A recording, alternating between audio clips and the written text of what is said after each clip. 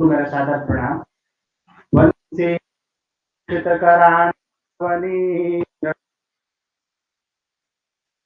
बरादबिम्बफलाधरोष्ठात् पूर्णेन्दुसुन्दरमुखादरविन्दने कृष्णात् परं किमपि तत्त्वमहं न जाने। योऽन्तः प्रविश्य मम वाचमिमां प्रसुप्तां जीवयत्यखिलशक्तिधरः काम्ना हस्तचरणश्रवणत्वगादीन् प्राणान् नमो भगवते पुरुषाय तुभ्यम्। संस्थान नई दिल्ली द्वारा समायोजित इंद्र विजय भारतवर्षीय आख्यान विमर्श विषयक द्विदिवसीय राष्ट्रीय संगोष्ठी के तृतीय सत्र में उपस्थित आप सभी विद्वजनों का मैं हार्दिक स्वागत एवं अभिनंदन करता हूँ। पंडित ओझा प्रणीत इन ग्रंथ को लेकर पर्यंत द्वारा जो आभासीय पटल के माध्यम से वर्ष पर्यंत मासिक संगोष्ठी समायोजित की गई थी, उसकी संपूर्ति के रूप में राष्ट्रीय समायोजन बहुत है। आज द्वितीय दिवस प्रथम सत्र है, तो इस सत्र में उपस्थित इस है श्री लाल बहादुर शास्त्री राष्ट्रीय संस्कृत विश्वविद्यालय के पौहित्य विभाग के आचार्य प्रोफेसर रामराज उपाध्याय सर का मैं हार्दिक स्वागत एवं अभिनंदन करता हूं। और मैं अपने संकट आयतन के शोधाधिकारी आदरणीय विमल जी करता हूँ कि उससे आदरणीय अध्यक्ष स्वागत।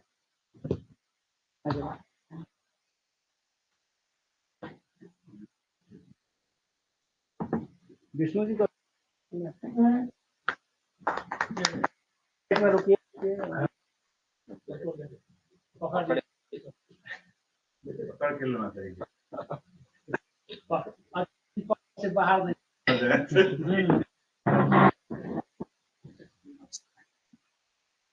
आज के हमारे इस सत्र में बहुत सारे वक्ता हैं, मैं समय से परिचय करूंगा। अभी हमारे समग्र जो उपस्थित हैं हिंदू महाविद्यालय संस्कृत आदरणीय प्रोफेसर विजय गर्ग सर हैं, मैं आदरणीय सर का हार्दिक स्वागत एवं अभिनंदन करता हूं और आदरणीय आप वस्त्र और से सर स्वागत करें।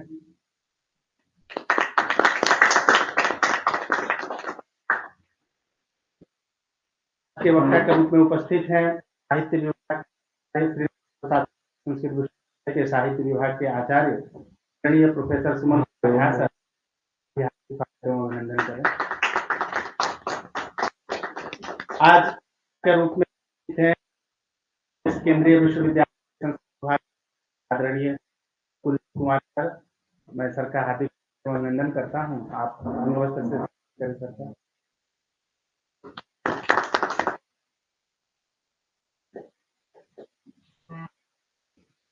उपस्थित आदरणीय सुंदर नारायण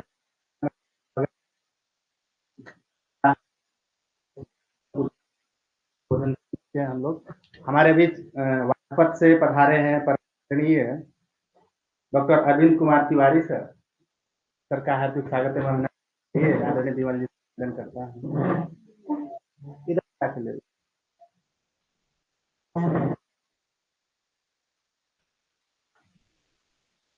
है आशु को हमारे विश्वविद्यालय की कुल गीतिका आपने ही बनाई। अरे वाह,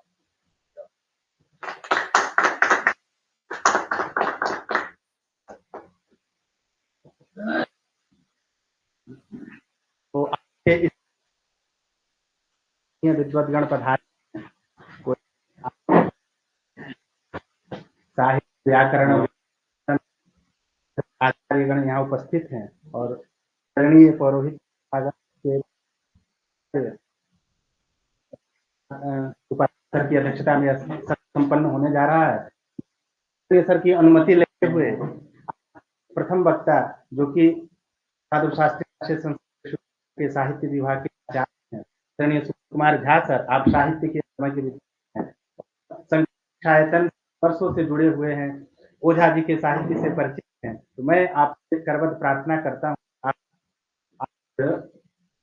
इंद्र विजय के परिप्रेक्ष्य में जो गृह और वामदेव इंद्र के अभिनंदन उस पर आप ऐतिहासिक रूप से प्रकाश डाल सबका मार्गदर्शन करेंगे।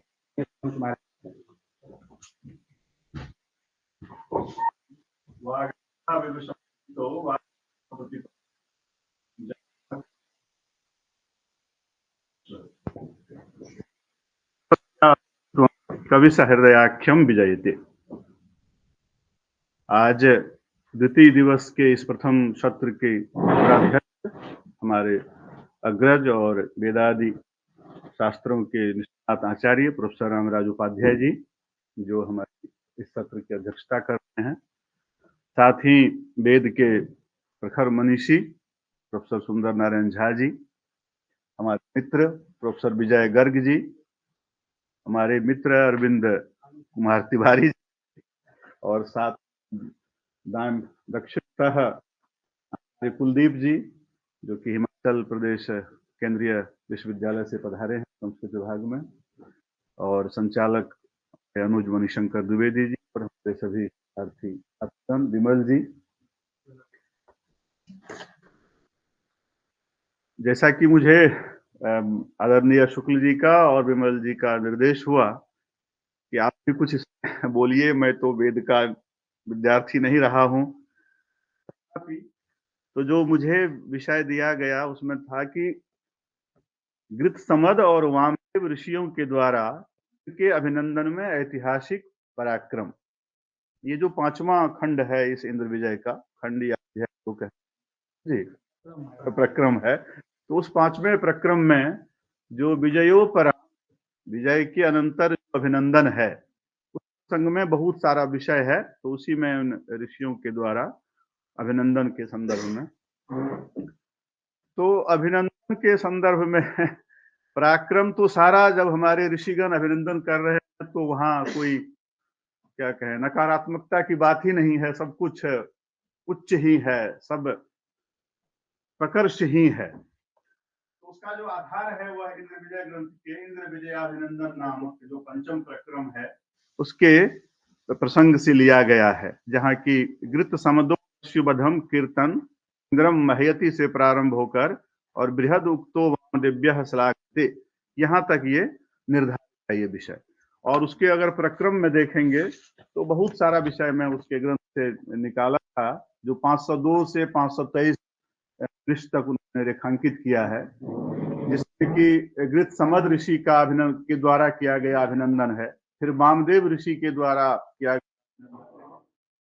वामदेव ऋषि के द्वारा, फिर माधु छंदस ऋषि के द्वारा, से ही अन्य बहुत सारे ऋषियों के द्वारा उनका अभिनंदन किया गया है। यही प्रसंग है वहां पर।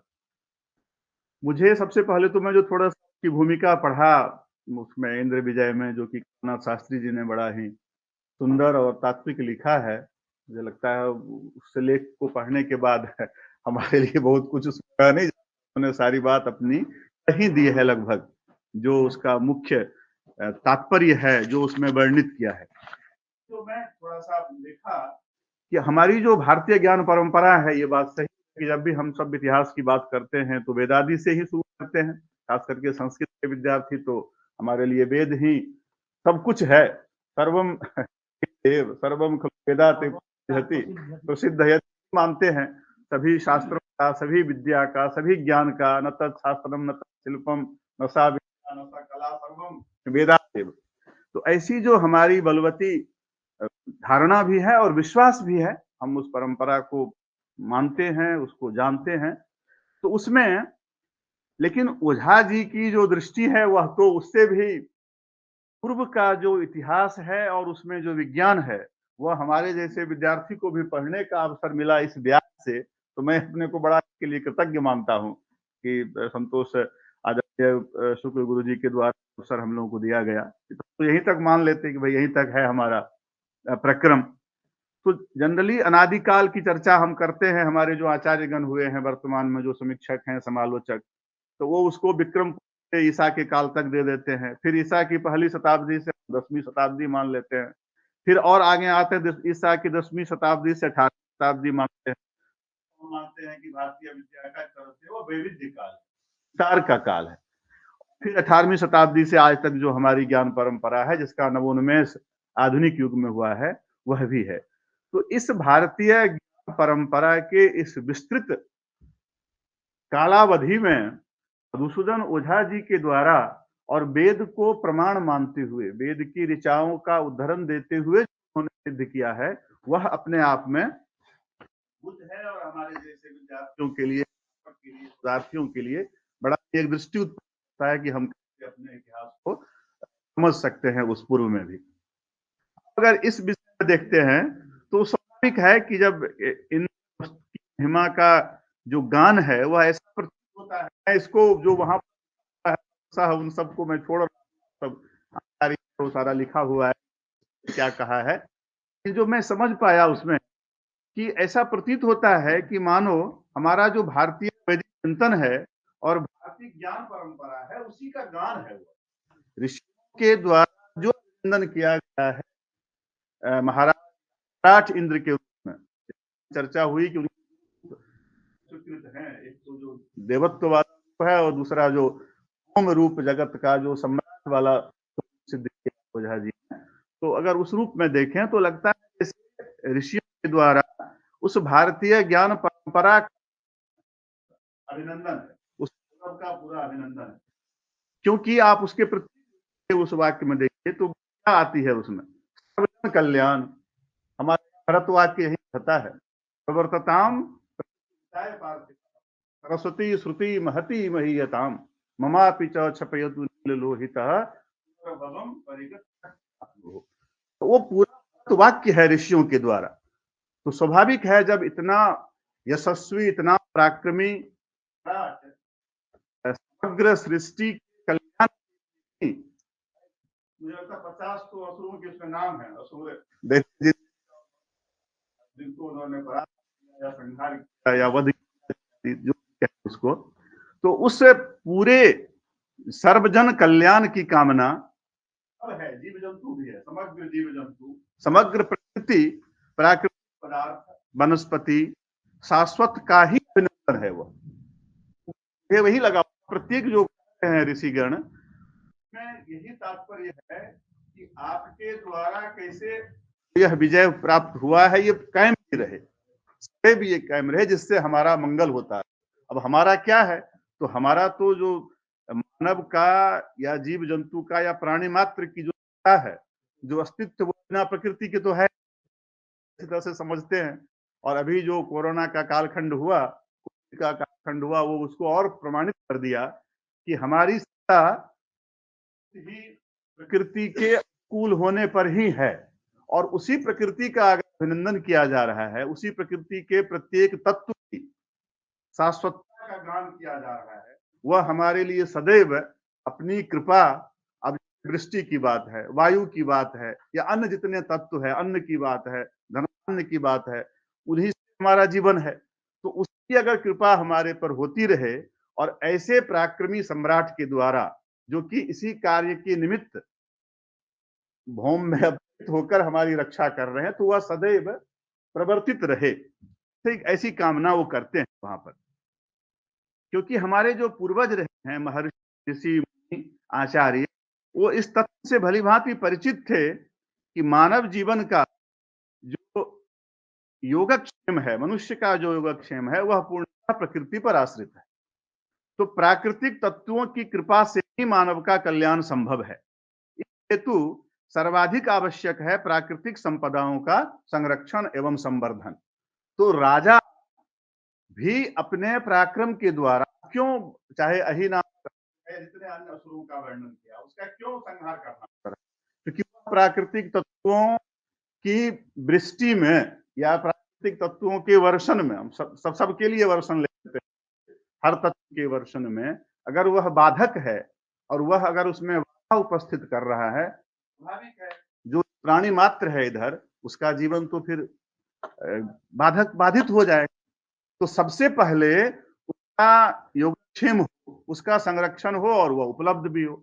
और मुझे लगता है राजा का प्रधान दायित्व भी लोकतंत्र में तो यही है, राजतंत्र में भी यही मानते थे कि भाई राजा प्रजा अनुरंजनात्, राजा का अगर के द्वारा अगर प्रजा का अनुरंजन हो, प्रजा का कल्याण हो, प्रजा का योगक्षेम हो, तो वही राजा पराक्रमी है। क्योंकि उसके साथ अगर 100 करोड़ से हमारे वर्तमान प्रधानमंत्री को लें, उसका भी तो अभिनंदन हो रहा है। जब वो कोई ऐसा कृत्य करते हैं तो मुझे वो दृष्टांत दिखा कि क्यों हमारे यहाँ ऋषियों के लिए कहा गया है कि वो वाकई त्रिकालदर्शी हुआ करते हैं। उनके द्वारा कही गई जो प्रत्येक बात है वह वर्तमान में भी उसी रूप में होती है।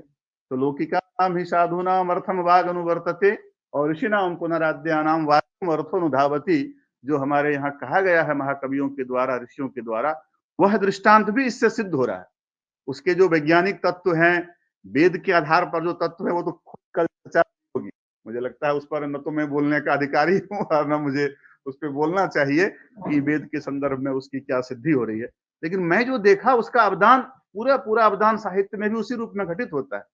और इसीलिए ये भी कहा गया है हमारे यहाँ कि ऋषियों के लिए स्वाधीन मंतः ऋषय, उसका भी उसमें गतार्थ है। तो उस संदर्भ में भी है कि प्राकृतिक संपदाओं का संरक्षण भी हो, संवर्धन भी हो, और इस प्रक्रिया में जो बाधक तत्व हैं, जो इसमें बाधा उत्पन्न करते हैं, उनका संहार कहें या नाश कहें, वह भी परमावश्यक है। अन्यथा मानव या प्राणी मात्र का जो अस्तित्व है समाप्त हो जाएगा। अतः इंद्र जैसे पराक्रमी, बलवान और शक्तिशाली के द्वारा उस असुर तत्व का, दानव तत्व का, दस्यु तत्व का विनाश, पराभव दिखाया गया है। स्वाभाविक है कि इसके द्वारा उसका अभिनंदन, उसका गुणगान वर्तमान, ऐसा नहीं कि उस प्रक्रम से हम आज अलग है। आज का शासक वर्ग प्रजा के कल्याण के लिए कोई भी विशिष्ट कार्य करता है, चाहे इसके लिए उसे जिस रूप में करना पड़ रहा हो, ठीक है, डायरेक्ट जाके वध नहीं किया जाता है, बट वह भी एक रूप ही है, पराभव का ही रूप है वह। तभी तो आप कर पा रहे हैं वो चीज। आज पिछले 10 वर्षों में या उससे के वर्षों में जो महत्वपूर्ण क्रियाएं की गई हैं, उसमें भी तो कहीं ना कहीं पराक्रम है। पराक्रम से किसी का पराभव भी है, तभी वह कार्य सिद्ध होता है। तो इंद्र जैसे पराक्रमी का इस रूप में वर्णन करना सर्वथा उचित ही है।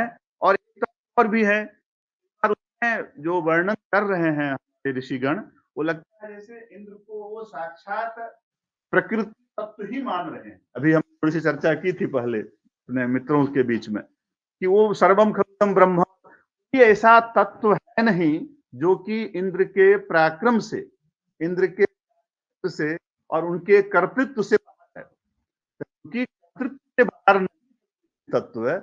और वह तत्व अंततो गत्वा मानव मात्र के लिए, सृष्टि के मंगल के लिए है।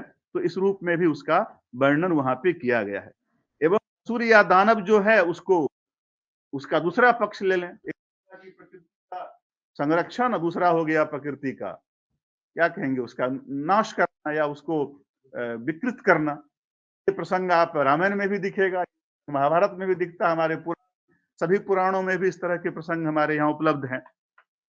तो अतः प्रकृति के जो विनाशक तत्व हैं, उनका अंत भी अनिवार्य हो जाता है। और क्यों अनिवार्य हो जाता है, तो वो ऋषिगण खुद कह रहे हैं उसमें, मानव मात्र के कल्याण के लिए, ताकि सदैव वृष्टि जल की प्राप्ति होती रहे, स्वच्छ वायु की, आज स्वच्छ वायु के लिए हम क्या क्या कर रहे हैं, सब सर्वविदित है हमारे सामने। दिल्ली जैसे महानगर में रहने वाले जो हमारे आचार्यगण हैं, वो ज्यादा इससे परिचित हैं।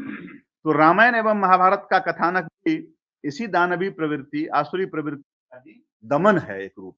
तो जो वहां इंद्र विजय के द्वारा में वर्णित इंद्र के पराक्रम के पश्चात, विजय के पश्चात जो ऋषियों के द्वारा गान किया गया है, तो हमारी पूरी परवर्ती परंपरा में भी, अगर हम लौकिक परंपरा को भी देखेंगे, तो रामायण से प्रारंभ होके बाकी सभी ग्रंथों में, सभी महाकाव्यों में, काव्यों में इस प्रकार की परंपरा उपलब्ध है।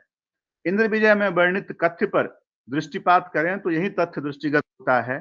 अहि नामक मेघ जो जल की वृष्टि में बाधक हैं, उनको विद्युत रूप इंद्र छिन्न भिन्न करके वृष्टि में सहायक होता है। विद्युत रूप इंद्र जो मेटाफोर का प्रयोग है, रूपक का प्रयोग, आरोपण, इसको इस रूप में हम देख सकते हैं कि वह किस रूप में कल्याणकारक है हमारे लिए। क्योंकि वर्षा का जल सूर्य की किरणों से पूर्ण होने के कारण पुष्टिकारक और समृद्ध है।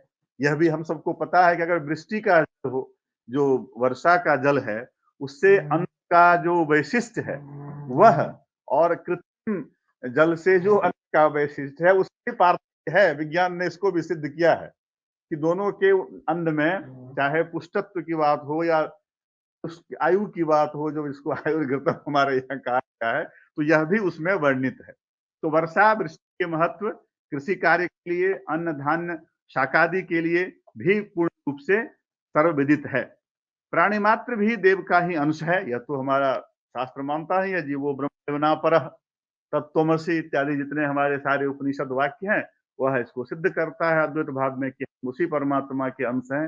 अज्ञान वसात आवरण वसात तम द्रष्टुम न शक्नोमि, को मैं देख नहीं पा रहा हूं क्योंकि हमारे पास उतना योग बल नहीं है, तपोबल नहीं है, उतनी साधना नहीं है। बट हम अगर उसी के अंश हैं परमात्मा के, तो अतः देवता गण भी अपने अंश के जीवन हेतु प्राकृतिक संपदा को वर्तित करती है, प्रस्तुत करते हैं। अतः उस मार्ग में बाधक असुर का विनाश करने पर इंद्र का अभिनंदन सर्वथा समुचित है। यही भारतीयों का इतिहास भी है। ऐतिहासिक पराक्रम जो शब्द जोड़ा गया है आदरणीय शुक्ल जी के द्वारा और शंकर शिक्षायतन जो संस्था है इसके द्वारा, तो पर मैं बस यही दो पंक्ति कह पाऊंगा कि यह जो ऐतिहासिक तत्व है, तो यह हमारे पूरी जो भारतीय ज्ञान परंपरा है, अगर हम उसको वेदादि से ही चलकर और आज तक आए या वेद से पूर्व भी जो ओझा जी ने सिद्ध किया है, तो ये तो हमारा सदैव यही हमारी परंपरा रही है कि पराक्रम का ही इतिहास है। जब जब पराक्रम हमारे किसी भी शूरवीर के द्वारा या पराक्रमी के द्वारा होता है तो हम इस तरह का गुणगान है, उसका अभिनंदन है। मुझे हिंदी की 2-3 पंक्ति याद आती है। दिनकर दिन ने लिखा है, हटो व्योम से मेघा पंथों, स्वर्ग लूटने हम आते हैं, दूध दूध ओ वत्स तुम्हारा, दूध खोजने हम आते हैं। ये लिखा है ओंकार में। सिंहासन खाली करो कि जनता आती है। यहां अगर आप देखेंगे इंद्र विजय में जो ऋषियों के द्वारा गुणगान किया गया है, नामधारी सिंह दिनकर भी वही गुणगान कर रहे हैं अपनी रचना में। चाहे जयशंकर प्रसाद की रचना हो या हमारा समग्र साहित्य की रचना हो, परवर्ती साहित्य की रचना हो, अन्य भारतीय भाषाओं की रचना हो, कि केवल संस्कृत भाषा नहीं, संस्कृत भाषा में निबद्ध साहित्य ही नहीं, बल्कि मैं तो मानता हूं कि हमारी जो 22 भाषाएं जो वर्तमान में संविधान में स्वीकृत हैं अष्टम अनुसूची में, उन 22 भाषाओं में निबद्ध समग्र साहित्य पर ही जो हमारा ये मधुसूदन ओझा जी के द्वारा वर्णित है और वेदादि जो हमारा प्रकर्ष है, उसका उद्बृंघन है, वह का वर्णन उसमें भी। तो जो ऐतिहासिक पराक्रम वर्णित है वह ऐतिहासिक पराक्रम हमें यहाँ भी दिखता है, और इसीलिए उस पराक्रम को सदैव हमने उसकी वंदना की है। आप उसकी एक पंक्ति और देखिए, उन्होंने महाभारत में जब वो रश्मि रथी में वर्णन करते हैं तो लिखते हैं कि भाई हमें कमजोर लोग नहीं चाहिए, इंद्र जैसा ही पराक्रमी चाहिए। तो कहते हैं, रे रोक युधिष्ठिर को न यहाँ जाने दो, उनको स्वर्ग दे, पर फिरा हमें गांडीव गदा, लौटा दे अर्जुन भीम वीर। तो हमें अर्जुन और भीम चाहिए, जैसे इंद्र जैसे पराक्रमी राजा चाहिए, वैसे ही अर्जुन और भीम जैसा पराक्रमी भी चाहिए, ताकि वो जो कार्य इंद्र ने किया वह कार्य तत्पश्चात इस के जो लोग हैं उनके द्वारा भी किया जा सके। तो यह जो ज्ञान की धारा है, यह इस रूप में निरंतर विकसित होती है, और यह पराक्रम ऐतिहासिक रूप में हमारे समग्र साहित्य में वर्णित है। तो मैं इन्हीं शब्दों के साथ, मुझे लगता है बहुत समय ले लिया मैं, तो इन्हीं शब्दों के साथ मैं अपनी वाणी को विराम देता हूँ, और शंकर शिक्षायतन को बड़ा ही धन्यवाद देता हूँ कि मुझे भी इस तरह के विषयों को पढ़ने का अवसर मिला और बड़ा ही रोचक लगा विषय। मैं उसको वहां से लेके और वर्तमान साहित्य की परंपरा तक देखता हूँ तो बड़ा ही आनंद लगा। तो बहुत बहुत धन्यवाद, नमस्कार। बहुत बहुत धन्यवाद। कल से हम चर्चा कर रहे हैं इंद्र के पराक्रम का, इंद्र के कार्य का, इंद्र के हमारे प्रति के उपकारों का। हमारी संस्कृति रही है कि जिससे उपकृत होते हैं उनके प्रति तो हम अपनी कृतज्ञता प्रकट करते ही करते हैं। तो इंद्र तो निर्विवाद भारत का सम्राट है, और कल बातचीत हो रही थी कि इंद्र के लिए स्वराज पद प्राप्त हुआ है, और सम्राट वसुधा के लिए हुआ है। स्वराट और सम्राट का भी बहुत अच्छा विवेचन कर आदरणीय गोपाल प्रसाद शर्मा संदेश दिया। तो इंद्र, क्योंकि इस ग्रंथ के केंद्र में इंद्र है और जो भी गतिविधि में हम देखते हैं तो अंत में जो इंद्र के अभूतपूर्व पराक्रम के माध्यम से जो भी, जैसे सर बता रहे थे अभी कि जो भी हमारी प्राकृतिक संपदा है उसके संरक्षण में और जो उसके अपघातक तत्व उनके विनाशक के रूप में इंद्र का अभूतपूर्व पराक्रम जो है उसके प्रति अभिनंदन के लिए विविध ऋषियों ने पंचम उपक्रम में उनका अभिनंदन किया है। उसी क्रम में सर गृत्समद और वामदेव आदि ऋषियों के द्वारा जो उनका अभिनंदन किया गया उसके ऐतिहासिक पराक्रम के स्वरूप पर प्रकाश डाला। मैं आपके प्रति बहुत बहुत आभार प्रकट करता हूँ कि आप संकट शिक्षायतन के निवेदन को स्वीकार कर आए, अपने तेजस्वी उद्बोधन हम सभी को अनुग्रहित करके आपके प्रति बहुत बहुत आभार प्रकट करता हूँ। बहुत बहुत धन्यवाद। हमारे बीच आदरणीय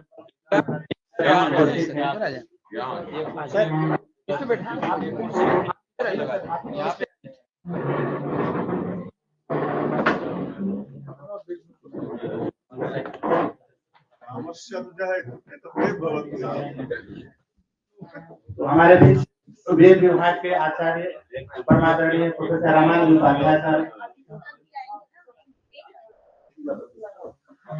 मैं आदरणीय सर का हार्दिक स्वागत एवं अभिनंदन करता हूं और विमल जी से अनुरोध करता हूं कि वे अंग वस्त्र से आदरणीय सर का हार्दिक स्वागत एवं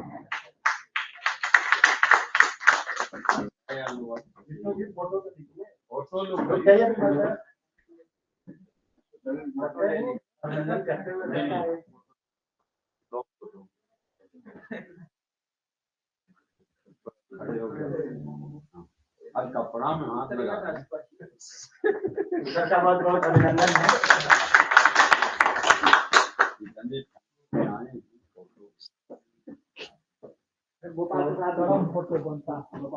हाँ, हमारे एक अन्य वक्ता आत्माराम सनातन धर्म महाविद्यालय दिल्ली विश्वविद्यालय से उपस्थित हैं, आदरणीय डॉक्टर माधव गोपाल जी। तो मैं सरकारी माधव का तो महीने। धन्यवाद सर। अब मैं इस क्रम में विश्वविद्यालय के संस्कृत विभाग के आचार्य परमादरणीय प्रोफेसर विजय गर्ग सर, तो सर का मैं हार्दिक स्वागत एवं अभिनंदन करता हूं। और आप भारतवर्ष के इतिहास के निर्धारण में वैदिक ऋषि ऋभु का संदर्भ, इस विषय पर हम सबका मार्गदर्शन करने के लिए आपको आमंत्रित करता हूँ। मुझे उधर बैठना पड़ेगा। हाँ, कोई बात नहीं, पीपीटी है। पीपीटी की वो दिखाना पड़ेगा मुझे हाथ लगा करके आपको। नहीं कोई नहीं, बैठिए ना, जहाँ सौविध्य हो। यत्र सौविध्यम तत्र लगा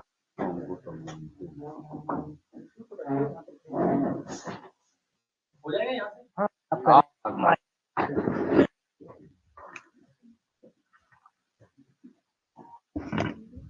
योगेश फोटो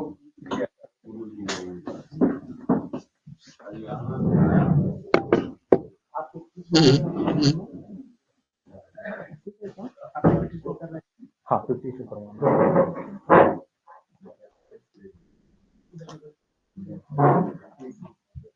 ओम शारदा शारदाम्भोज वदना वदनाम्बुजे सर्वदा सर्वदा अस्माकं सन्निधिं क्रियात्।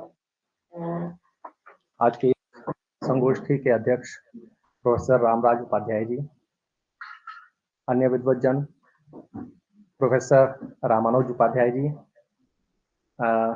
सुमन कुमार झा महोदय, आचार्य कुलदीप जी, प्रिय अनुज माधव, डॉक्टर अरविंद कुमार तिवारी जी, संचालक मणिशंकर द्विवेदी जी, विमल जी, अन्य जितने विद्वज्जन हैं उन सबको प्रणाम और छात्रों।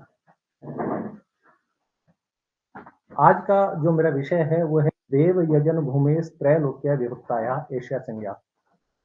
एशिया संज्ञा कैसे हो रही है, जो स्थान है उसकी। बड़ा सुंदर विषय है।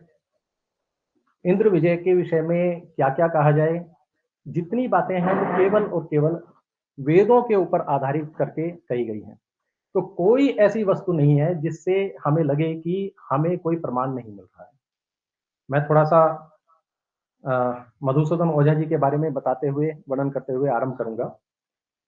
इनका जो जन्म है वो 1866 में बिहार के मुजफ्फरपुर जिले के गाढ़ा ग्राम में हुआ और इनका जो जन्म हुआ है वो ब्राह्मण कुल में ऐसे विद्वत परंपरा के धनी ब्राह्मण कुल में हुआ, जहाँ पर पूर्व परंपरा चली आ रही थी विद्वानों की। इनकी जो प्रारंभिक शिक्षा है वो पंडित वैद्यनाथ ओझा जो इनके पिता हैं उनके संरक्षण में हुई। इनके जो चाचा जी थे पंडित राजीव लोचन जी, वो जयपुर के महाराज राम सिंह जी के सभा के प्रसिद्ध विद्वान थे और निसंतान थे।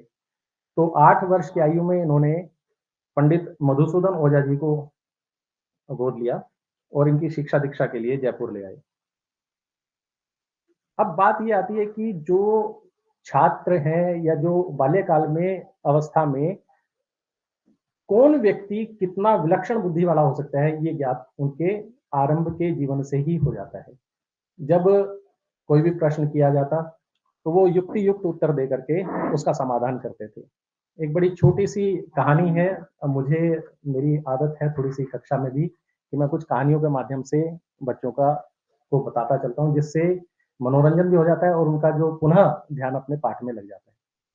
तो एक बच्चा था, उसके बारे में प्रसिद्ध था कि बड़ा मूर्ख है। क्यों मूर्ख है? कि जब उसके सामने एक 10 का नोट और 100 का नोट रखा जाए, तो वो 10 का नोट उठाता था और 100 का नहीं। तो पूरे गाँव में प्रसिद्ध था कि मूर्ख है और लोगों को दिखाया जाता था कि भाई देखो कितना मूर्ख है, हम इसके सामने 10 का और 100 का नोट रख रहे हैं और वो 10 का उठाता है, 100 का नहीं उठाता। ऐसा करने पर एक जो कोई व्यक्ति उनके पास पहुंचा और कान में पूछा, बेटा क्या तुम्हें पता नहीं है कि 100 का बड़ा नोट होता है और 10 का छोटा, तो तुम 100 का क्यों नहीं लेते? तो उसने अपना जो कोष है वो दिखाया खोल करके, इतना डिब्बा, और उसमें पता चला कि 10-10 के कितने सारे नोट हैं। वो बोला, कहता है अगर मैं किसी दिन भी 100 का नोट उठा लेता, उसी दिन से मेरी प्रक्रिया खत्म हो जाती। अब आप सोच के देखिए कि 10 के नोट वाली प्रक्रिया कब तक चलेगी, तो बुद्धिमत्ता है या मूर्खता है, ये आप देखिए। ऐसे ही प्रतिभा के धनी प्रोफेसर मधुसूदन ओझा जी थे, पंडित मधुसूदन ओझा जी। ऐसी जो शक्ति है जिसको जन्मजात शक्ति कहा गया है, मम्मट ने इसे कहा है शक्तिर निपुणता लोक शास्त्र काव्याद्य अवेक्षणात् काव्यज्ञ शिक्षा अभ्यासः इति हेतु सदुद्भवे। शक्ति थी जन्मजात, लेकिन अभ्यास की आवश्यकता थी। तो वो कैसे आएगी? काव्य शास्त्र आदि के अध्ययन के द्वारा। जयपुर के व्याकरण शास्त्र के बहुत बड़े विद्वान पंडित विश्वनाथ जी के सानिध्य में रह करके इन्होंने लघु सिद्धांत कौमुदी का पारायण किया। इसके पश्चात पंडित राम भजन जी ने इन्हें सिद्धांत कौमुदी का अध्ययन कराया। इसके पश्चात दरभंगा के, काशी की दरभंगा संस्कृत पाठशाला में आप लोग सभी उनके नाम से भली-भांति परिचित हैं, प्रसिद्ध विद्वान हैं श्री शिव कुमार शास्त्री जी। उनके सानिध्य में रह करके उन्होंने वैदिक परंपरा के अनुसार शास्त्राध्ययन किया और ऐसे करते हुए उन्होंने व्याकरण, न्याय, मीमांसा, साहित्य, वेद, वेदांत आदि पर पूर्ण अधिकार प्राप्त कर लिया और सब जगह इनकी ख्याति अपने आप ही फैलती चली गई। अब शिव कुमार शास्त्री जी ने उनसे वचन लिया कि भाई अब आप वेदों के जो वास्तविक रहस्य हैं, हम मुख्य विषय पर आ रहे हैं, वेदों का जो वास्तविक रहस्य है उसको प्रकाशित करने के लिए आप अपना जीवन समर्पित कर दीजिए। और उन्होंने इस आज्ञा को शिरोधार्य किया और इस प्रकार से उन्होंने वेदों का अध्ययन करते हुए जो भी कुछ लिखा उसमें उन्होंने वैज्ञानिक और ऐतिहासिक दृष्टि को अपनाया। इन सब का आधार वेद है। पंडित ओझा जी के 200 से अधिक ग्रंथ हैं। इंद्र विजय भारतवर्षीय आर्योपाख्यान की ऐतिहासिकता को वैदिक प्रमाणों से पुष्ट करके लिखा गया है। यह भारतवर्ष में आर्यों से संबंधित भारतवर्ष के अति प्राचीन काल के इतिहास और भूगोल से संबंधित ग्रंथ है। इसमें भारत के इतिहास और भूगोल से संबंधित सारी जानकारी मिलती है। इसलिए न केवल संस्कृतज्ञों के लिए अपितु जो इतिहास के अध्येता हैं, इतिहास के छात्र हैं, भूगोल के छात्र हैं, वो भी उनके लिए भी यह ग्रंथ अत्यधिक उपयोगी है। अब एक प्रश्न उठता है कि मेरे पूर्व वक्ताओं ने बहुत बार वर्णित किया है कि वेदों को हम अपौरुषेय मानते हैं कि पुरुष प्रणीत नहीं है, तो अनादि और ईश्वर प्रणीत माना जाता है। शंका उपस्थित होती है अगर इंद्र विजय से इतिहास और भूगोल की जानकारी होती है तो ईश्वर प्रणीत होने के कारण यह इतिहास ग्रंथ नहीं हुआ, इसलिए वेद का प्रामाण्य इसमें किस प्रकार से संभव है, शंका उत्पन्न होती है ये, और हर छात्र को होती है। सब जानते हैं कि जब भी संस्कृत के शोधार्थी हैं, अभी सुमन झा सर भी कह रहे थे कि जब भी हम किसी भी विषय में शोध करने चलते हैं तो सबसे पहले हम वेद को प्रमाण मानते हैं। तो वेद में ढूंढते हैं किसी भी विषय में, चाहे वो गणित हो, आयुर्वेद हो, भौतिकी हो, काव्य हो, या किसी भी प्रकार का विज्ञान है, वहां पर हम ढूंढते हैं। अब जो ईश्वर की व्यवस्था है वो तो बिल्कुल परफेक्ट व्यवस्था है। अगर वो परफेक्ट है तो आप और मेरे जैसे जो शोध छात्र हैं उनके लिए शोध की संभावनाएं बचती ही कहाँ है। जब परफेक्ट है उसके बाद तो कुछ बचा नहीं। वेद श्रुति है, ऋषियों ने मंत्रों को देखा और बाद के युग में उनका लेखन हुआ, यह माना जाता है। परंतु अगर लिखित रूप नहीं होता तो ग्रंथों के जटा पाठ, स्वर पाठ आदि जो हम बात करते हैं कि उच्च उदात, निचय अनुदात, समाहार स्वरित, ये कैसे होते? अगर ईश्वर प्रणीत है तो वो वैसे ही वैसे चलने चाहिए थे, तो उसके बाद वो क्यों आता? इसलिए पंडित ओझा ने ये बात की और उन्होंने लगभग 42 पक्षों पर विवेचना की और ये कहा कि ये ऐतिहासिक ग्रंथ भी हैं। जो वेद है स्वयं ईश्वर है, और अगर ईश्वर है और जो ईश्वर है वो ज्ञान में है, तो ज्ञान के रूप में वेद ईश्वर है। लेकिन जहां लिपिबद्ध हो जाते हैं, वाणी के रूप में है, अक्षर वर्णाक्षर में वाणी है, उसमें वो ऋषि प्रणीत है। इसलिए इतिहास के साथ इसकी संगतता बैठ जाती है। अतः वेद में ज्ञान विज्ञान के साथ इतिहास से संबंधित प्रसंग प्राप्त होते हैं। इन ऐतिहासिक विषयों का ज्ञान किसको होगा? जो उस प्रकार की बुद्धि को रखता होगा। इसलिए मधुसूदन ओझा जी ने अपनी सूक्ष्म दृष्टि से शोध किया और प्राचीन इतिहास और भूगोल की विस्तृत जानकारी को इंद्र विजय नामक ग्रंथ में दी। अब बात आती है कि इंद्र विजय नाम में जो इंद्र पद का पद आता है, तो इससे प्रश्न उत्पन्न हो जाता है कि ये जो इंद्र है वो स्वर्गाधिपति इंद्र ही है या अन्य पुरुष है। इस प्रकार के प्रश्नों संबंधित अन्य प्रश्नों के उत्तर इंद्र विजय का अध्ययन करते हुए प्राप्त होते जाते हैं, और जैसे जैसे इंद्र विजय का अध्ययन करते जाते हैं प्रश्न मन में उत्पन्न भी होते हैं और उनका समाधान भी मिलता जुलता है। महोदय, जो ये विषय है, क्योंकि इसमें मुझे बताना है कि आप एशिया है पूरा, उसके विषय में तो भूगोल की जानकारी मुझे भी नहीं थी। मैं भी साहित्य का छात्र हूँ, वेद का नहीं। तो इसमें मैंने अपनी पत्नी से, अपने बच्चों से बड़ी हेल्प ली और मुझे लगभग 1 महीने के करीब मुझे अपने दिमाग में बिल्कुल उस वस्तु को सेट करने में लगा कि कितना हिस्सा एशिया का है, और इसी विषय में मैं आपको बताऊंगा, और वो मुझे लग रहा है कि आपको बड़ा रोचक लगेगा। तो मुझे इस जो ये संगोष्ठी है, इसमें देव यजन भूमि त्रैलोक्य विभक्ताया एशिया संज्ञा, इस भाग पर पंडित ओझा जी की दृष्टि, जो कि वैदिक प्रमाणों से पुष्ट है, वैदिक तथ्यों से पुष्ट है, उसको आपके समक्ष प्रस्तुत करना है। एक एक शब्द, जब एशिया की बात करें तो एशिया कौन सी एशिया? जैसे हम प्रमाण की बात करें तो प्रमाकरणम प्रमाणम कहते हैं, वैसे ही जब एशिया की बात है तो कैसी एशिया है? कहा देव यजन भूमि, देवताओं और यज्ञ की भूमि, जो 3 लोकों में बटी हुई है। त्रैलोक्य विभक्ताया, 3 लोकों में बटी हुई है, ऐसी उसकी एशिया संज्ञा है। अब जो वर्णन जिस प्रकार से मिलता है, थोड़ा वैसा वर्णन करते हुए मैं आगे चलूंगा कि देव युग में ब्रह्मा के द्वारा 3 प्रकार के त्रिलोकी का निर्देश किया गया, त्रैलोक्य का निर्देश किया गया है, आधिदैविक, आध्यात्मिक और आधिभौतिक। इन्हीं क्रम पूर्वक ध्यान देंगे इस विषय में। दिव्य, शारीर और भौम त्रिलोकी कहा जाता है। अग्नि, वायु और इंद्र को दिव्य त्रैलोक्य कहा जाता है। पृथ्वी अग्निलोक है, सूर्य द्युलोक है और इन दोनों के मध्य वायुलोक ही अंतरिक्ष है। इन तीनों लोकों के अधिष्ठात्री देव 33 हैं, जिसमें 8 वसु हैं, 11 रुद्र, 12 आदित्य और 2 अश्विनी कुमार हैं। दूसरा त्रैलोक्य शारीर है। देखिए, हम हमेशा बात करते हैं कि सूक्ष्म से हम स्थूल की ओर चलते हैं और स्थूल से हम सूक्ष्म की ओर आते हैं। जो त्रिलोकी है, एक दिव्य त्रिलोकी भी है, स्पष्ट है, एक मेरे शरीर में भी त्रिलोकी है, यथा पिंडे तथा ब्रह्मांडे की बात करते हैं, और एक इस पृथ्वी पर भी त्रिलोकी है, उसकी बात हम कर रहे हैं। तो दूसरा त्रैलोक्य शरीर है, यानी शरीर के स्थित में त्रिलोक, तक द्युलोक और नाभि से हृदय तक मध्य या अंतरिक्ष। इस प्रकार शरीर में उदर लोक, हृदय लोक और शिरोलोक के रूप में त्रैलोक्य स्थित है। शिरो गुहा स्थित इंद्र द्वारा सभी प्राण नियंत्रित रहते हैं। इंद्र की पुनः बात आ गई है। शारीरिक त्रिलोकी भी दो प्रकार की है, दैवी और आसुरी। हम गीता में भी पढ़ते हैं, शायद 12वां अध्याय है जिसमें दैवी और आसुरी प्रवृत्तियों का वर्णन किया गया है। 16वां है, 16वां है। जी जी, देवासुर संभव। तीसरा त्रैलोक्य भौम त्रैलोक्य है। अब हम भूमि की बात करते हैं। यह त्रैलोक्य पृथ्वी पर भी 3 प्रकार का है। इस भौम त्रिलोकी में मनुष्य, त्रियोनि और देवता समाहित हैं। अब मैं थोड़ा स्क्रीन आपको शेयर कर दूं।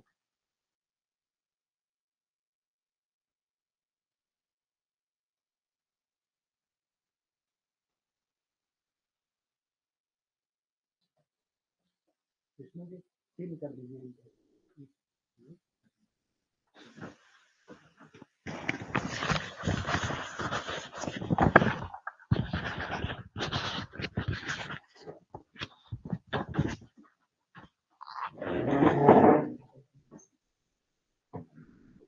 शायद इसमें सामने से नहीं आ रहा।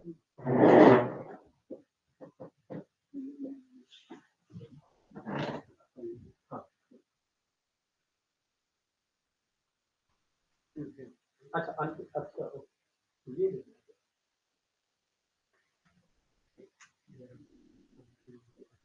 उसमें क्या तो पाएगा ना, कैसे किया था? इसको आंसर कीजिए, इसको ना, हाँ।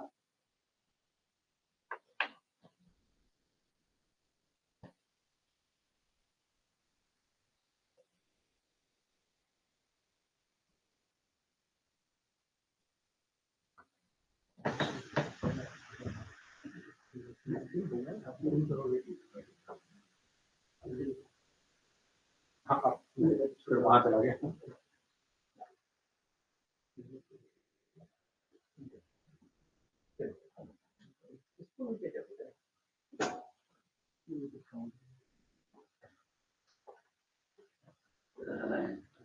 जो मेरा परिश्रम है ना, यहाँ व्यर्थ हो जाएगा फिर।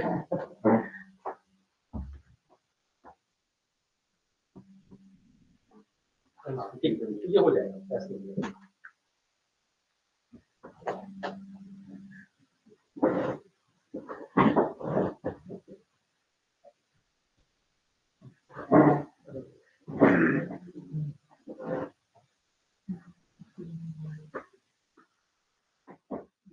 सिंक्रोनाइज होने में टाइम लगेगा। अच्छा, ये यहाँ से कर सकते हैं।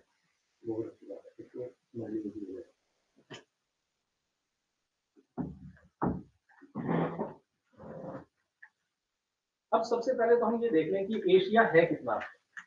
हम जब वर्णन करते हैं जम्बू द्वीपे भरतखंडे, जम्बू द्वीप है ये पूरा यहाँ से लेकर और ये पूरा यहाँ तक, यहाँ से और यहाँ उत्तर सागर प्लेन, ये पूरा जम्बू द्वीप है। यहाँ से लेकर के पूर्व चाइना सी और ये यहाँ रेड सी है, यहाँ तक का ये पूरा का पूरा इलाका, यहाँ से ये ऐसे होते हुए पूरा ये एशिया है। अब इस एशिया में जो भूम त्रिलोकी है इसमें मनुष्य, ये जो दक्षिण समुद्र से लेकर के हिमालय तक, यहां से लेकर के और यहां तक, ये इतना हिस्सा, ये आपका पृथ्वी लोक है। इसमें कई खास खास चीजें आएंगी, मुझे इसलिए दिखाना पड़ रहा है ये। इसमें कुछ पर्वतों की बात आएगी, मैं आपको एक पर्वत दिखा देता हूँ। ये टर्की है, लाल सी से अगर ऊपर जाते हैं टर्की है। यहाँ पर एक तारस पर्वत जिसका अभी मैं वर्णन करूंगा, जो आएगा बीच में, तारस पर्वत है। और इसके बाद टर्की और आर्मेनिया की सीमा पर एक पर्वत है अरारात पर्वत, एक ये अल्ताई, यहाँ पर मैं दूसरा जब वो दिखाऊंगा आपको, यहाँ अल्ताई पर्वत है। और ये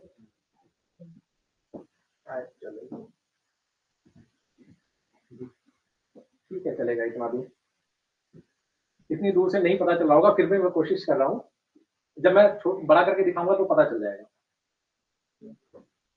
तो पृथ्वी लोक जो ये है इसमें मनुष्य रहते हैं और ये पृथ्वी लोक का अधिपति अग्नि है। हिमालय से लेकर के अल्ताई पर्वत, हिमालय से लेकर के यहाँ तक का अल्ताई पर्वत, यहाँ तक ये अंतरिक्ष लोक है जिसके अधिपति वायुदेव है। और अल्ताई पर्वत ये मंगोलिया के पास की बात है सारी, मंगोलिया यहाँ से लेकर के पूरा जो रशिया का पूरा इलाका है, ये सारा का सारा आपका द्युलोक है। यहाँ पर सारे देवता निवास करते हैं और इसके अधिपति इंद्र है। स्वयंभू मनु ने देवों के लिए त्रैलोक्य का विभाग किया। इस स्थान को एशिया के नाम से जाना जाता है। इस त्रैलोक्य में स्वयंभू, मेरी आवाज आ रही होगी ना, उससे उसकी आवश्यकता नहीं होगी। जो है इतना ही है, इसके अलावा अंतरिक्ष और इसके बाद द्युलोक आ गया इसी में। इसी में है सारा, द्युलोक वगैरह सब इसी में है। अभी मैं उसका वर्णन करूंगा आपको पूरा। चीन के पूर्व सागर यहां से और लाल सागर पर्यंत ये इतना हिस्सा, ये सारा का सारा एशिया के नाम से प्रसिद्ध हुआ। अब इस एशिया में आप सारे देश देख सकते हैं। भारत है, तिब्बत है, पाकिस्तान है, ईरान है, सऊदी है, अरब है, ये टर्की है, सीरिया है, इराक है, ईरान है, इधर मंगोलिया है, चीन है, रशिया है, कजाकिस्तान है, ये सारे देश हैं। इस त्रिलोकी में प्रथम लोक जो भारतवर्ष पृथ्वी है, दूसरा लोक हेमवत वर्ष, हेमवत हिमालय वाला हिस्सा है, ये अंतरिक्ष है। और उत्तर सागर से कुरु वर्ष तक, उत्तर सागर से लेकर के कुरु वर्ष पर्यंत ये सारा त्रिविष्टप द्युलोक कहलाता है। अब जो आप वर्णन करें द्युलोक की बात करें, इसमें पहला विष्टप यानी स्थान ब्रह्मा का है, द्वितीय विष्णु का और तृतीय जो स्थान है वो इंद्र का है। तो इंद्र सबसे ऊपर है। यहाँ सारी ये जो रशिया है इसके बीचों बीच पूरा साइबेरिया है, साइबेरिया से ऊपर का जितना इलाका है उत्तर समुद्र पर्यंत, ये सारा का सारा इंद्र का विष्टप है, इंद्र का स्थान है। इसलिए इस त्रिलोक में विभाजित जो देव यजन भूमि की एशिया संज्ञा हुई। देव यजन भूमि है ये पूरी पूरी भूमि, हम जम्मू द्वीप में इसलिए कहते हैं ये पूरी पूरी देवों और यज्ञों की भूमि है, इसलिए इसकी त्रैलोक्य संज्ञा है। अब एक बात और आती है, एक बात आती है जब ओझा जी ने कहा कि क्षुद्र एशिया की बात करते हैं, तो क्षुद्र एशिया यहाँ पर ये जो मैंने अभी बताया आपको टर्की और आर्मेनिया के स्थान पास में, यहाँ पर बिल्कुल इस जगह पर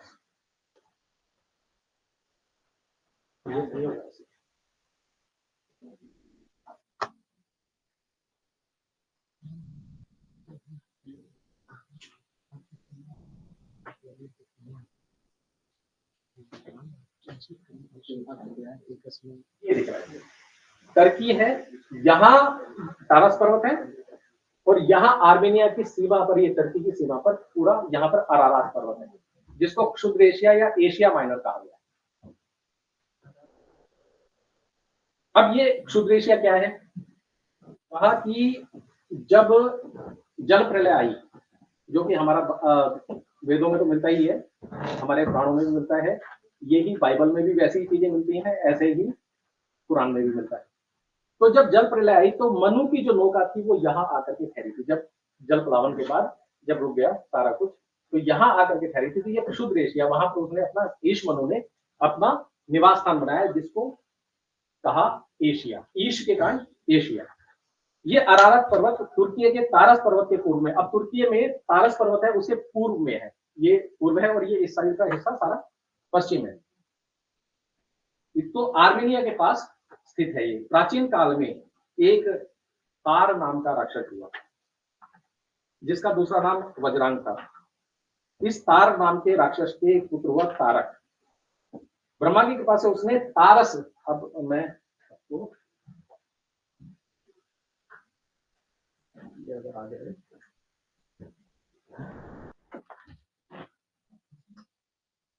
इसमें पर्वत दिख जाएंगे आपको सारे।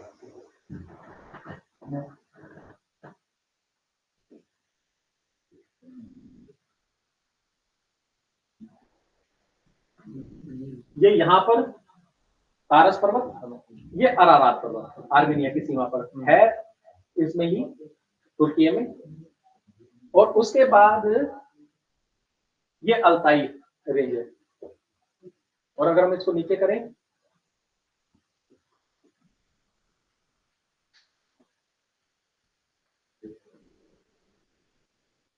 ये साइबेरिया है।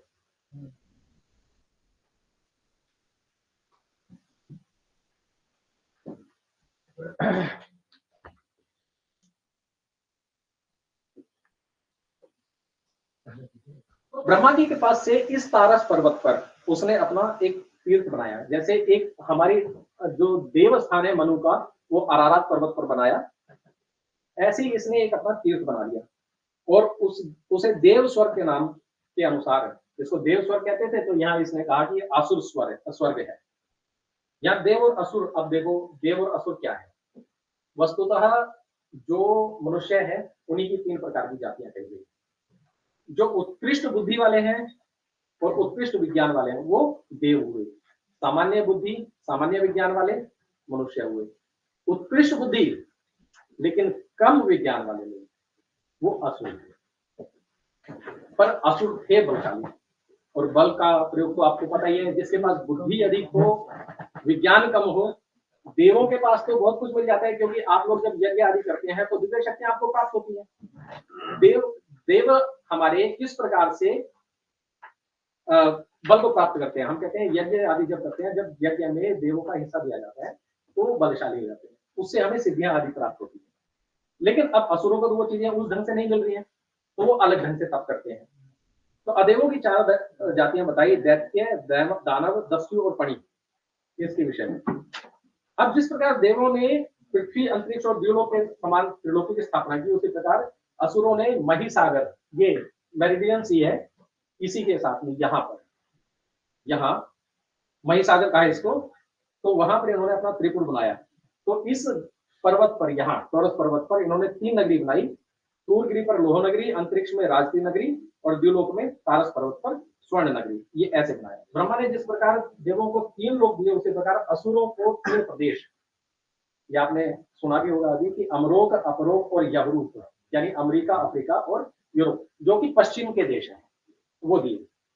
अब यहाँ पर समस्या आरंभ हो जाती है, यहीं से समस्या आरंभ होती है। होता क्या है, जब ये यहाँ रह रहे हैं, अफ्रीका से जो लोग आते हैं यहाँ, अब वो क्या करते हैं, वो चाहते हैं कि भाई जो सारा स्थान है ना हमें ही मिल जाएगा। अब वो क्या करते हैं, यहाँ पर आकर असुर अपने स्वभाव के कारण झगड़ा करना आरंभ करते हैं, देव त्रिलोकी पर भी आधिपत्य चाहते हैं। तो इन्होंने क्या किया, दिमाग लगाया, उन्होंने क्या किया कि यहाँ से आकर के इधर अरारत पर्वत के आसपास एक शंभु मनु का तीर्थ बना दिया, और कहते हैं हम तो जी मनु को नमस्कार करने आ रहे हैं।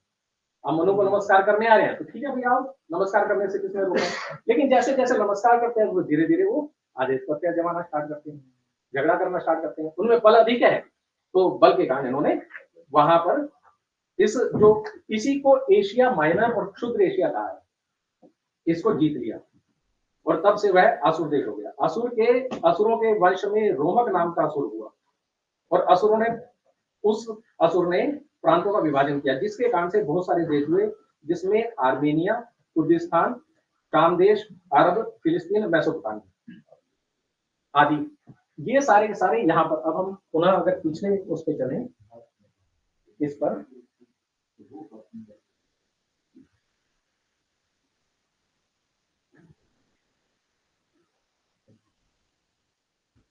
तो ये देखिए आप, ये सारे देश यहाँ बने थे, सीरिया, इराक, ईरान, सऊदी अरब, उज्बेकिस्तान, तुर्कमेनिस्तान आदि। तो जो आर्मेनिया है वो कुर्दिस्तान यानी ईरान, शाम देश यानी कि सीरिया, अरब, फिलिस्तीन और मेसोपोटामिया यानी कि इराक, ये असुरों के युद्ध के कारण अरारात पर्वत पर जूदी नामक पर्वत, इसको अरारात पर्वत का नाम अब रख दिया है, जो यहाँ पर अरारात पर्वत था उसका नाम रख दिया जूदी। तो अब ये आप देख सकते हैं कि इसी इलाके में सबसे ज्यादा देव और असुरों के युद्ध हुए, सबसे ज्यादा 12 महासंग्राम हुए, जिनके नाम है आड़ीबत, कोलाहल, हालाहल, समुद्र मंथन, त्रैपुर, मांधक, तारक, वृत्रासुर, ध्वज युद्ध, बलिबंध, हिरण्याक्ष, नृसिंह युद्ध आदि। ये सारे के सारे युद्ध इसी इलाकों में हुए। अब हम ये देख सकते हैं कि जो असुर हैं उनका स्वभाव है कि स्वार्थ सिद्धि का स्वभाव होता है, और दूसरे की जितनी संपत्ति है उसको हड़पना। और देवों का स्वभाव क्या है, दया करना, शांत रहना। इस कारण से वो बलशाली होते गए और उन्होंने आगे आगे स्थान जीत लिए। तो देवों और असुरों के बीच में इन्हीं स्थानों पर 12 युद्ध हुए, और उनमें 5 तो एक ही वंश के साथ हुए, हिरण्यकशिपु के साथ में। पहले हिरण्यकशिपु को नृसिंह रूप में विष्णु ने मारा, फिर इनके पुत्र प्रहलाद विष्णु शरण में आए। अमृत मंथन के समय में इंद्र ने प्रहलाद को जीता। विरोचन जो था बलशाली था, तारकासुर संग्राम में मारा गया। फिर बलि को वामनावतार में विष्णु ने पाताल में भेजा। अब एक बात और आती है, जब ये सभी के सभी पुरुष ही है, देव है, दिव्य शक्तियों से संपन्न है, लेकिन देव है तो मनुष्य ही ना, रूप परिवर्तित कैसे कर लिया? जब हम कहते हैं ऋषि अवतार में आए या वो मोहिनी अवतार में आए, मोहिनी रूप का धारण किया, तो कैसे किया? तो असुरों ने ये सब मैं जो बोल रहा हूँ ये सारा का सारा इंद्र विजय में मिला है और वेदों के आधार पर है, इसलिए इसमें कोई गप नहीं है, कोई अतिशयोक्ति नहीं है। अतिशयोक्ति हम करते हैं, आख्यानों की बात हम करते हैं। लेकिन ये रेव का जो संदर्भ है गरज जी आपका, तो उसमें है ये। हाँ बिल्कुल, रेव का संदर्भ किसका? देवों का? ऋषि रेव का संदर्भ है आपका जो टॉपिक है। नहीं, वो मेरा टॉपिक उन्होंने दूसरा बताया, मेरा है एशिया संज्ञा वाला। अभी चेंज किया है। अच्छा, डिवीजन में मेरा यही विषय था, डिवीजन भूमि में एशिया एशिया संज्ञा वो है। तो अब ये है कि ये जो करते हैं ऐसे रूप परिवर्तित, वो कैसे है? तो कहा कि असुरों ने प्राचीन समय में 96 कलाओं का प्रकाशन किया था, उसी प्रकार से देवों ने 64 विद्याओं का आविष्कार किया था। इन्हीं 64 विद्याओं में एक विद्या आकृति परिवर्तन नाम की विद्या थी। देवयुग में जैसे योग माया के नाम से जाना जाता है। इसी विद्या के बल पर विष्णु ने वराह, नृसिंह और सुंदर स्त्री मोहिनी का रूप धारण किया। नारद सुपांच रात्र एक ग्रंथ है, उसमें 5 प्रकार के ज्ञान का वर्णन किया गया है। निर्विषय ज्ञान जो है वो शुद्ध परब्रह्म का ज्ञान है, शुद्ध ज्ञान। कर्म से उत्पन्न निर्गुण ब्रह्म का ज्ञान, परामुक्ति प्रदान करने वाला ज्ञान। सगुण ब्रह्म की उपासना करने वाला, जो अपरामुक्ति को प्राप्त कराने वाला ज्ञान। योग से उत्पन्न योग सिद्धि ज्ञान और सांसारिक विषय योग ज्ञान। अब सांसारिक विषय का तो सबको कमोवेश सबको ही ज्ञान होता है, लेकिन जो दिव्य ज्ञान है, योग से उत्पन्न जो योग सिद्धि का ज्ञान है, वो नहीं होगा जो उस प्रकार की बुद्धि वाले हैं, उत्कृष्ट मेधा वाले हैं। इसीलिए ऐसा ज्ञान है तपस्वियों को, योगियों को, ऋषियों को, देवों को होता है और उन्हीं को प्राप्त होता है। इसलिए सृष्टि की को रचने वाली विद्या के समान आकृति परिवर्तित करने वाली जो विद्या का ज्ञान वो योग विद्या है और इसी से विष्णु ने नरसिंह रूप आदि का रूप धारण किया। जब तक षंड और अमर्त दो पुरोहित थे जो असुरों के थे, वे रहे, तो कभी असुर जीते और कभी हारे, परंतु जब भृगु यानी शुक्राचार्य जब असुरों के पुरोहित हुए तो तब से अधिकतर असुर ही विजय रहे।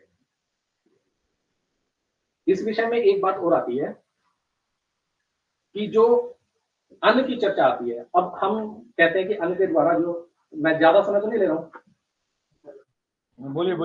अच्छा, जो अन्न जो है वो अन्न के द्वारा देव पुष्ट होते हैं। तो ऐसे ही राजा टैक्स के रूप में अन्न आदि को ग्रहण करता है और सारी प्रजा को देता है।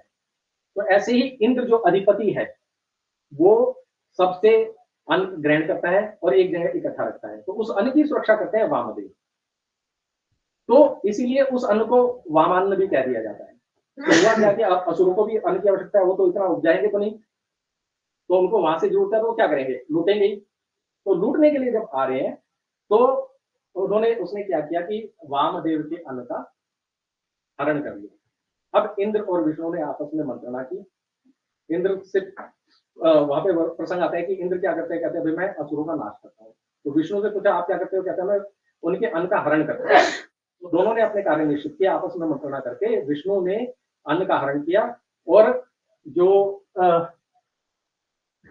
इंद्र है उसने उनकी जो 21 पाषाण में नगरियां बताई हैं, जो वसुधारा जहां पर अन्न रखा जाता था देवों का, और जो वराह की नगरी है, उन दोनों के बीच में 21 पाषाण में नगरियां हैं, उनका नाश किया और वराह नामक असुर का नाश किया। तो विष्णु है अन्नकुल का लोकपाल। अब बात हमारी ये आ रही थी कि हम इतनी बातें तो हमने कर लिया। हमने कहा कि एशिया यहाँ से वहां और वहां से यहाँ तक, अब जम्बूद्वीप है ये। अब आर्यों की बात करते हैं कि आर्य बाहर से आए। भैया बाहर से आए नहीं, जब इतना पूरा प्रदेश आपका था तो आर्य की उत्पत्ति कहीं बाहर से तो है ही नहीं। हाँ, ये बात जरूर होती गई कि जैसे जैसे वो जीतते गए और देवों का स्थान कम होता चला गया, नीचे आता गया, कम हो गया स्थान इनका। यहाँ पर आप अभी भी देखो कि जितनी लड़ाइयां लड़ी जाती हैं, भारत आज भी शांत देश है। पूरे विश्व में कहीं भी आप देख लीजिए, हर एक की किसी न किसी से लड़ाई हो रही है, लेकिन भारत अभी भी उसी प्रकार से शांत है। लेकिन यहाँ इन देशों में लड़ाई होती रहती है। यहाँ पर ये जो रूस है उसके साथ में यूक्रेन के साथ में लड़ाई इसकी चलती रहती है। अब बात ये भी आती है कि हम आख्यानों की बात करते हैं कि आख्यानों के अनुसार ही सारी बातें करते हैं। बहुत सारे जो पाश्चात्य विद्वान हैं वो ये कहते हैं कि भैया तुम तो इतिहास पुराणों की बात करते हो, वेदों की बात करते हो, आख्यानें मिथ हैं सारी की सारी। तो इस दिशा में मैंने एक बार चर्चा की थी कि पंचतंत्र की जो कहानियां हैं उन्हें भी मिथ समझा जाता है। एक राजा हुआ, उसने उसके जब 3 पुत्र हैं, वो कहते हैं कि भाई वो पढ़ाई वढ़ाई नहीं करना चाहते हैं, लेकिन उनको राजा तो आगे बनना ही है, तो उनको पारंगत कैसे किया जाए, राजनीति की शिक्षा कैसे दी जाए। तो मंत्री ने कहा कि भैया आप उनको विष्णु शर्मा के पास ले जाओ, वो उनको पारंगत कर देगा। अब उसके पास जाकर के राजा ने अपने बच्चों को छोड़ा और उसने ये देखा कि भैया ये तो खेल मेल में लगे रहते हैं या जानवरों के साथ खेलने में लगे रहते हैं, तो हम उनको पढ़ाया कैसे जाए। तो उनको उन्हीं जानवरों पर आधारित कहानियां उसने रची और उसके हिसाब से उनको राजनीति की शिक्षा दी। अब हम करते क्या है कि आख्यानों में की बात करते हैं, अन्य चीजों की बात करते हैं, तो हम जो राजनीति की बात है वो तो पीछे छोड़ देते हैं। हम तो ये कहते हैं भैया वो पशु पक्षियों की कहानी है उसमें, लेकिन उसके अनुरूप उसने शिक्षा दी है आपको राजनीति। ऐसी वेदों में आपके पास सब कुछ है, हमारे पास वैसी दृष्टि होनी चाहिए, दृष्टि होगी तो वो सारी चीजें हमारे पास निकल करके आएंगी, कोई कठिनाई नहीं है। जब हम पुष्पक विमान की बात करते हैं, अदृश्य विमान की बात करते हैं, ठीक है हमारे पास सारी चीजें अभी उपलब्ध नहीं है, क्योंकि जो प्रक्रिया ग्रंथ है, जैसे प्रक्रिया हुई कि कैसे वो बना, वो नहीं है, केवल नाम मात्र मिल जाता है। इसलिए वो सारी चीजें हैं, लेकिन वो पुनः जैसे ही उजागर होंगी बाहर सारी चीजें निकल आएंगी। पहले भी कहते हैं कि जो वैदिक ऋषि थे, तो ऋषि तो थे, वो वैज्ञानिक कैसे हो सकते हैं, लेकिन वो वैज्ञानिक भी थे। आज के शिक्षक की जो तकनीकी जैसे DTU वगैरह में काम करते हैं टीचर, है तो शिक्षक ही ना, नाम तो शिक्षक है, लेकिन वो तकनीक की शिक्षा देते हैं। तो वैसे ही जो वैदिक ऋषि थे अपने आश्रमों में वो विज्ञान की शिक्षा भी देते थे, वो सब पारंगत थे। एक वर्णन हो रहा है, मैं हैदराबाद गया था, तो वहां एक बड़ी अच्छी मूर्ति लगी हुई है संग्रहालय में, तो रोम की मूर्ति कला का प्रदर्शन किया था कि भाई रोम में इतनी सुंदर मूर्ति होती थी। तो 18वीं शताब्दी और 19वीं शताब्दी के आरंभ तक तो ये समझते थे कि भारत में तो मूर्ति कला वगैरह कुछ नहीं थी, सारा कुछ नहीं था। लेकिन फिर पता चला कि जब जैसे ही खजुराहो की और अजंता एलोरा की गुफाओं का पता चला, तो पता चला भैया इनकी तो मूर्ति कला कितनी आगे तक थी, कितनी दूर तक थी। आज भी जो हम मिस्र की सभ्यता और मेसोपोटामिया की सभ्यता को कहते थे कि बहुत पुरानी सभ्यता है, लेकिन आपकी जब सभ्यता की बात आती है और जब पता चलता है, जब खुदाई वगैरह होती है, अवशेष मिलने स्टार्ट होते हैं, तो राखीगढ़ के में जब अवशेष मिले तो पता चला कि 7,500 साल पुरानी तो आपकी पुरानी सभ्यता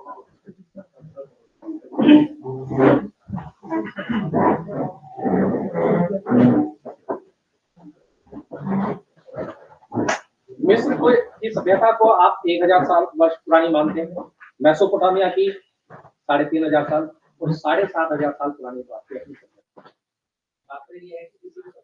कौन कितनी आगे है या कौन कितनी पीछे है, बात वो नहीं है। बात यह है कि हमारे पास कितना ज्ञान भंडार है हमारे पास, उसको हम कैसे आगे निकाल सकते हैं।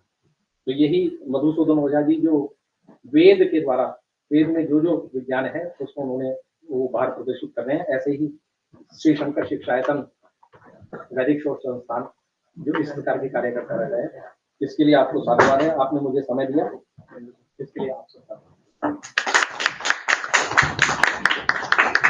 बहुत बहुत धन्यवाद भैया। आपने देवयजन भूमि के रूप में एशिया का चित्रण जो ओझा जी ने किया है उसका प्रस्तुत किया है।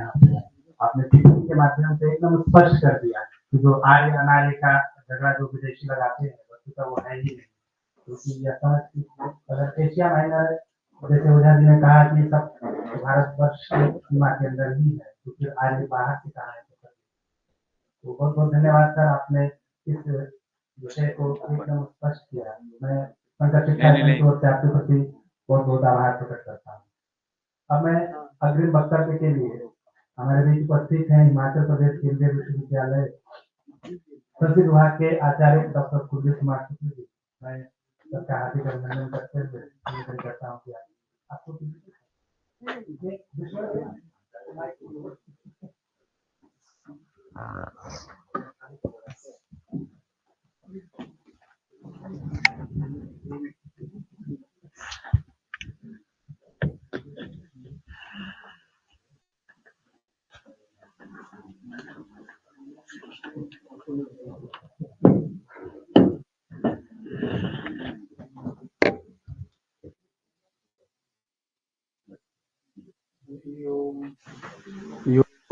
प्रमाणं विदधाति पूर्वं यो वेदांश्च प्रणोति तस्मै तद्वं हदेवमात्प्रकाशं मुमुक्षुर्वै शरणमहं ये नौ विद्यते भ्रवपुषे तदिदम्बराय गुञ्जावतंस परिपिच्छलसन्मुखाय पाणौलसत्कवलवेत्रविषाणवेणु लक्ष्ये पदे पशुपाङ्गजाय।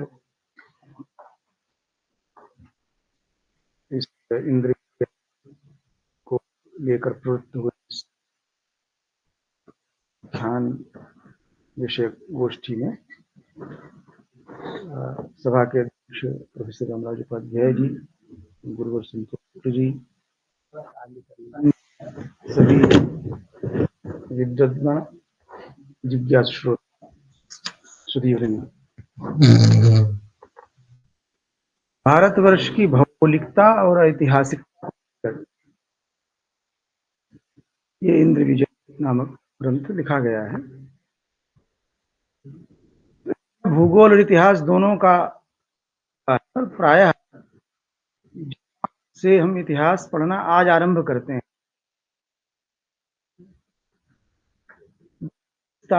1000 वर्ष पूर्व ईसा से जाते हैं। उसके पूर्व भी इतिहास था। इस विषय में तो विपत्ति ही है। इसीलिए आज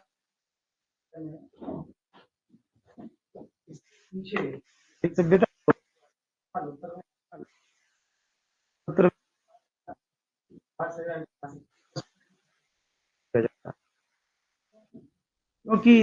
क्योंकि जो आज दृष्टि है, जो पढ़ाया जाता है, जो स्थापित हो गया है अभी, अब भले उस पर प्रश्न होने लगे हैं, वो ये है कि इतिहास वह है जिसके लिए कोई साक्ष्य हो, कोई शिलालेख मिल जाए, कुछ सिक्के मिल जाए, कुछ मिल जाए, बहुत हुआ तो उसकी कार्बन डेटिंग कर लेंगे।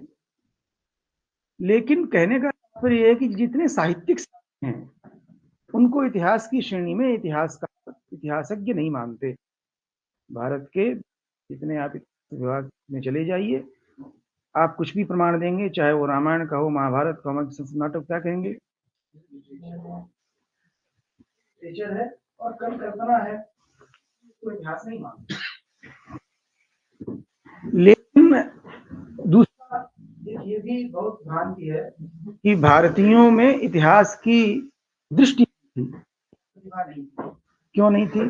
क्योंकि उसका भी उनका एक अपना मापदंड है। वो क्या मापदंड है कि जिस प्रकार से हमको आज इतिहास पढ़ाया जाता है कि इस तारीख को इस सन में उसने आक्रमण किया, वैसा तिथिक्रम हमारे पुराण में, ब्राह्मणों इतिहास है, वर्णित है, उसमें नहीं पाया जाता। तो चूंकि तिथियों का उल्लेख नहीं है, केवल घटनाओं का उल्लेख है, और उनमें भी नाम साम्य के कारण एक ही स्थान के अनेक नाम कालांतर में सबका उल्लेख होने से और पृथक पृथक विभाग न होने गड़बड़ हो गया है, निश्चित हो गया है। इसलिए ये तो आधुनिक विद्वानों की दृष्टि है इतिहास को लेकर के। दूसरा एक पक्ष है, वो ये इसमें जो प्रतिपक्ष है वो आज समाज का है, आदर्श वाले अन्य विद्वान, वो ये है कि वेद अनादि है, ईश्वर प्रणीत पौरुषेय है और नित्य ज्ञान का उपदेशक है। उसमें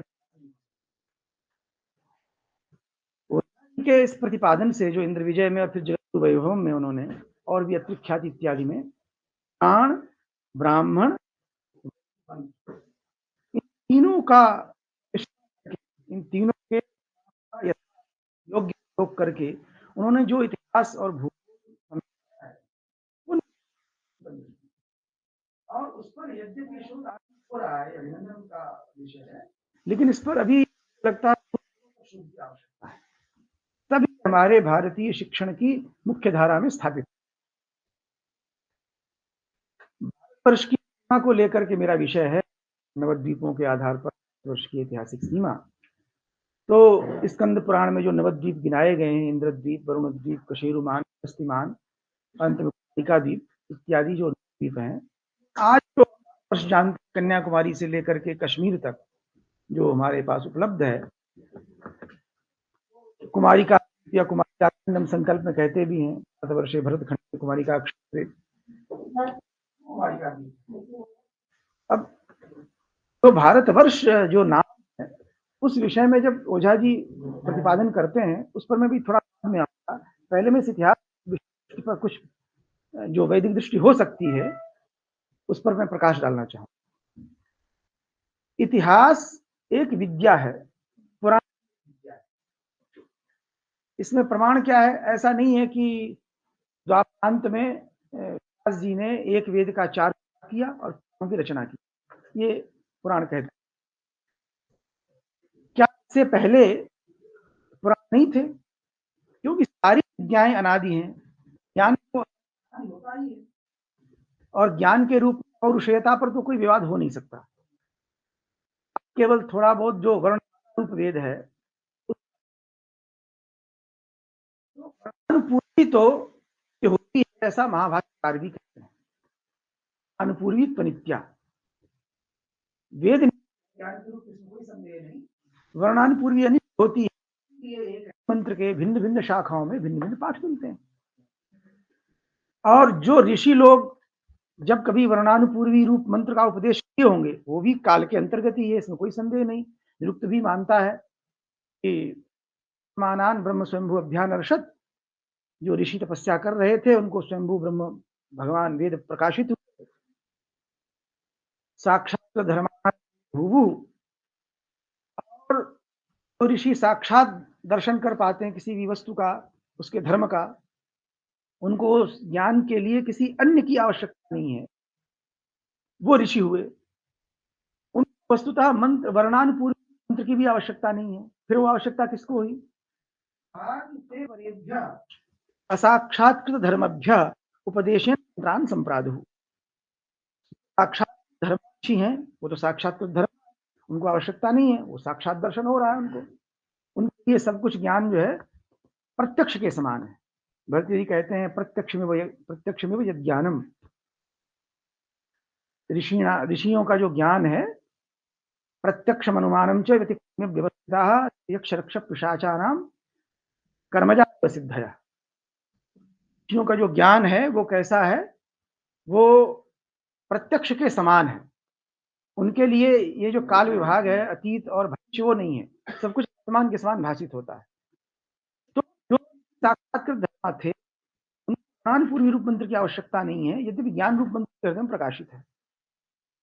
अब जो उनसे अवर हैं, जिनमें साक्षात्कार की शक्ति नहीं है लेकिन ज्ञान की इच्छा है उनको, और ज्ञान की आवश्यकता भी सबको होती है, तो जो विज्ञान दृष्टि से अवर हैं, थोड़ा है दृष्टि इसीलिए कि वो साक्षात्कार नहीं कर सकते, उनको कृपा पूर्वक इन ऋषियों ने अपने उन शिष्यों को उपदेशेन मंत्रान संप्रादुः, उनको उपदेश वर्णानुपूर्वी रूप मंत्र की प्रदान किया।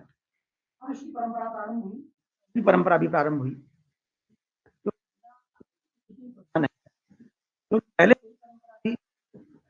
आज से कुछ वर्ष पहले, अब तो कुछ कम हो गया है क्योंकि अब युग बदल गया है, कह देते हैं हम रटेंगे नहीं गुरुजी, हमको पहले पढ़ाओ, और अब स्थिति बदल गई है। पहले पढ़ने गुरुजी कहते थे जाओ पहले इसको याद करके आओ, हमको सुनाना तब पढ़ाएंगे। ये देखा, लेकिन अब समाप्त हो गया मेरे देखते। अब गुरु ऐसा नहीं कहते, ऐसा कह देंगे तो शिष्य नहीं।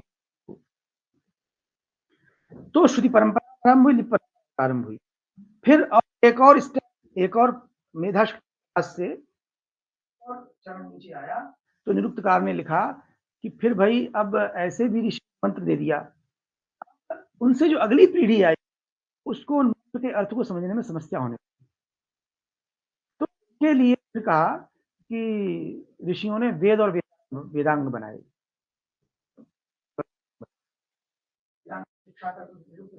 ज्योतिष 6 वेदांग हम जानते हैं। विद्या के रूप में इतिहास और पुराण का उल्लेख में छांदोग्य में और मुंडक में मिलता है। उपनिषद में कुमार के पास नारद जाते हैं और नारद कहते हैं इतनी विद्याएं विद्याओं में उन्होंने इतिहास और पुराण का नाम लिया, पंचम वेद कहा है उसको।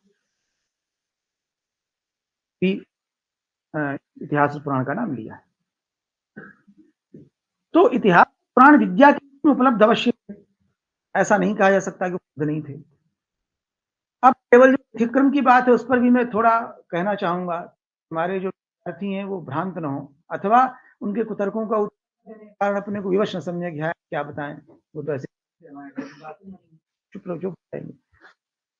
देखिए 3-4 वर्ष में तो डेटिंग संभव है, और क्या डेटिंग संभव है, जैसे ही ईसा पूर्व जाते हैं इनकी डेटिंग भी गड़बड़ा जाती है, और जहां हजारों लाखों वर्ष का इतिहास है वहां डेटिंग कैसे हो सकती है? क्योंकि इनकी डेटिंग किस पर होती है? संवत पर, ईसा पूर्व। अब संवत तक चलेंगे, विक्रम संवत, युधिष्ठिर संवत, पुरुष के आधार पर जो संवत नित्य है ना, कब तक चलेगा? युधिष्ठिर के पहले युधिष्ठिर नहीं रहेगा। तो इसलिए काल का निर्देश जो हो सकता है उसका एकमात्र जो वैज्ञानिक आधार है वो ग्रहस्थितियों का तुलनात्मक निर्देश। श्रीमद् भागवत में कृतयुग प्रारंभ होगा। कब होगा प्रारंभ? कलयुग में, द्वापर के अंत में उपदेश कर रहे हैं, कलयुग के आरंभ में परीक्षित देव जी। तो वहां वो अंत में कहते हैं, कृतयुग के लिए निर्देश देते हैं। तो निर्देश देते हैं, कैसे निर्देश दें बताओ? एक प्रश्न मत चलेगा। तो वो कहते हैं, यदा चंद्रश्च सूर्यश्च यदा तिष्य बृहस्पति एक आशु समेष्यन्ति प्रपत्सति तदा कृतम। हे परीक्षित, जब चंद्रमा सूर्य गुरु एक साथ पुष्य पर प्रवेश करेंगे तब सतयुग प्रारंभ होगा। तो ये जो निर्देश है, तुलनात्मक निर्देश, अमुक ग्रह राशि पर होगा, इस राशि पर होगा। वाल्मीकि रामायण में भी यही निर्देश, श्री राम के जन्म का भी, रावण के युद्ध के समय अमुक नक्षत्र स्थान पर था। तो हमारे यहाँ तो कल्प का विभाग, कहीं कल्प का नाम आता है, कहीं कहीं मनवंतर का नाम, नहीं तो गृहस्थी का नाम आता है। दूसरी बात, अच्छा काल जान के आप क्या करोगे? ये भी दृष्टि, क्योंकि इतिहास सारी विद्याओं का उद्देश्य क्या है? मनुष्य का हित हो, मनुष्य अपने भविष्य की योजना से बना सके। जो गलतियां की हैं इतिहास का उद्देश्य है। तो क्या है? इतिहास पोस्टमार्टम है। तो इतिहास का उद्देश्य उपदेश ही है, उपदेश का उद्देश्य सर्वहित है। तो उसके काल बहुत आवश्यक नहीं है। घटना का ज्ञान और घटना के परिणाम का ज्ञान, घटना की प्रक्रिया का ज्ञान वर्णित है, जो उपदेश देने योग्य है। अच्छा, आज भी इतिहास विषय क्या सारी घटनाएं बनती हैं? और क्या बननी चाहिए? और बन भी जाएंगी तो क्या हो जाएगा? अगर सारी घटनाओं को आप पोथा आज बनाए, आज ही नहीं बना सकते। इतिहास जब से हमारा देश आजाद से एक घटना का कोई पोथा बना सकता है? नहीं बना सकता। बना भी तो क्या लाभ होगा? तो विद्या का उद्देश्य यह देखना है कि मनुष्य का हित हो, प्राणी मात्र का हित। तो इसलिए इतिहास विद्या अवश्य थी। वर्णन है मुंडकोपनिषद में, छांदोग्योपनिषद में, गोपद ब्राह्मण में, और पुराण इत्यादि में तो है ही। पुराण जो है वो इतिहास से थोड़ा पृथक, ज्यादा पृथक। पुराण और इतिहास के भेद पर मैं कुछ, लेकिन पुराण की सीमा मिलती अवश्य है। वंशाचरित इत्यादि पुराण का पंच पोषण शानुथा निरोधो मुक्तिराश्रय क्षण है, और सर्गमन्वंतराणि च वंशानुचरितम चाहिए पुराण लक्षण। ये पांच लक्षण दर्शन दोनों। तो पुराण, अब एक जगह ये मत्स्य पुराण का वचन आता है, पुराणम सर्वशास्त्राणाम प्रथमम ब्रह्मणा स्मृतम अनंतरंच वक्तव्यो वेदास्तस्य निर्गत। तो बहुत वो होता है, बहुत ये क्या कह दिया? पुराण चंद्रेण श्रुति ज्योत्सना प्रकाशित। अब चंद्रमा से ज्योत्सना प्रकाशित होगी, क्योंकि पुराण का मुख्य हुआ। इसके पीछे उद्देश्य ये है कि पुराणों में जो इतिहास और आख्यान है, ओझा जी ने खूब मंत्र उद्धृत किए हैं, और ब्राह्मणों में तो स्पष्ट ही मिलता। तो पुराणों के इतिहास का संकेत वेदों में है, इसलिए पुराणों के एक दृष्टि से वेद भी भाग हैं। इस दृष्टि से वचन अनंतरंच वक्तव्यो वेदास्तस्य निर्गता। पुराणों में जो इतिहास हैं उनके संकेत वेद मंत्रों और ब्राह्मणों में मिलते हैं। अब जो इतिहास की बात है, जिसको लेकर के होता है कि हो जाएगा। तो मेरा ये कहना है कि इतिहास भी एक विद्या है, पुराण भी एक विद्या है, शिक्षा की विद्याएं गिनाई हैं मुंडकोपनिषद और छांदोग्योपनिषद में। सारी विद्याओं का मूल वेद, ऐसी सनातन परंपरा मानती है, अथवा सारी विद्याओं। तो पहली बात तो ये है कि अगर हम इतिहास नहीं माने तो क्या क्या दोष हो सकते हैं, इस पर मैं आज कुछ प्रकाश डालूंगा। यदि कहा जाता है कि इतिहास मानेंगे तो वेद में अनित्यता का दोष आ जाएगा, मेरा कहना है कि उलट उलट है। अगर आप इतिहास नहीं मानेंगे तो वेदों पर क्या क्या जो मंत्र है भागवत सूक्त का, सत्यं चाभिधा तपसोध्याय ततो रात्र्याय तस्समुद्रो अर्णवः समुद्रादर्णवादि सर्वजायत अहोरात्राणि विदधत् विश्वस्य में शतोबसी सूर्या चंद्रमसो धाता यथा पूर्वम कल्पयत्। अभी वेद मंत्र कह रहा है कि ईश्वर ने सूर्य चंद्रमा बनाए, कैसे बनाए? जैसे पूर्व कल्प में थे। अब क्यों बनाए? क्योंकि लोक का व्यवहार तो जीवों के कर्मफल का क्षय हो, तो ज्ञान हो, उनका हित हो। योग दर्शन यही कहता है कि ईश्वर जो सर्ग आदि करता है उसका उद्देश्य क्या है? मनुष्यों का हित हो। ईश्वर की कोई कुछ जरूरत नहीं है, वो कोई काम क्यों, तो क्यों प्रवृत्त होता है जगत व्यापार में? अनादि कारुण्यवश जीवों के लिए सर्ग आदि व्यापार में ईश्वर की। तो योग दर्शन ये कहता है पूर्वेशामपि गुरु सतु पूर्वेशामपि गुरु काले नानवच्छेदात्। ईश्वर किस काल में हुआ ये नहीं कहा जा सकता, काल से उसका अवच्छेद है। ऐसे ईश्वर की कृति वेद है, बुद्धिपूर्वक की कृति वेदे जो वैशेषिक कहता है कि ईश्वर की रचना वेद है। तो यदि काल से अनच्छिन्न नहीं कृति वेद है तो उसमें किसी भी काल का निर्देश हो सकता है, इसमें क्या संदेह है? यदि वह सूर्य चंद्र का यथापूर्व निरूपण कर सकता है, सर्जन कर सकता है, तो सूर्य चंद्र के अधीन जो सृष्टि होने वाली है, उसमें जो मनुष्य होने वाले हैं, यदि कहीं मिल जाए तो मैं ये कह रहा हूँ कि वो इतिहास न बता तो नहीं होगी कि उसको तो सब ज्ञात था, तो इतिहास नहीं ज्ञात था। सूर्य चंद्र की और चंद्र के अधीन सृष्टि है, उनके इतिहास कोई नहीं, पहाड़ का नाम ऐसा आपका वेद है, कोई करेगा तो क्या होता है? तो उसका उत्तर यही है, वेद में नाम है, इसमें होना कुछ नहीं है, भूषण। दूसरी इतिहास को अनित्यता की शंका है वो भी इस से दूर की जा सकती है दो प्रकारांतर से, कि जैसे प्रवाह नित्यता हम मानते हैं, यथापूर्व वैसे सृष्टि होती है, किसी का निर्देश है, पुनः पुनः आवर्तन होता रहता है, तो पुनः पुनः आवर्तन होने से वही इतिहास उपस्थित होता रहता है, इसलिए उसकी अनित्यता।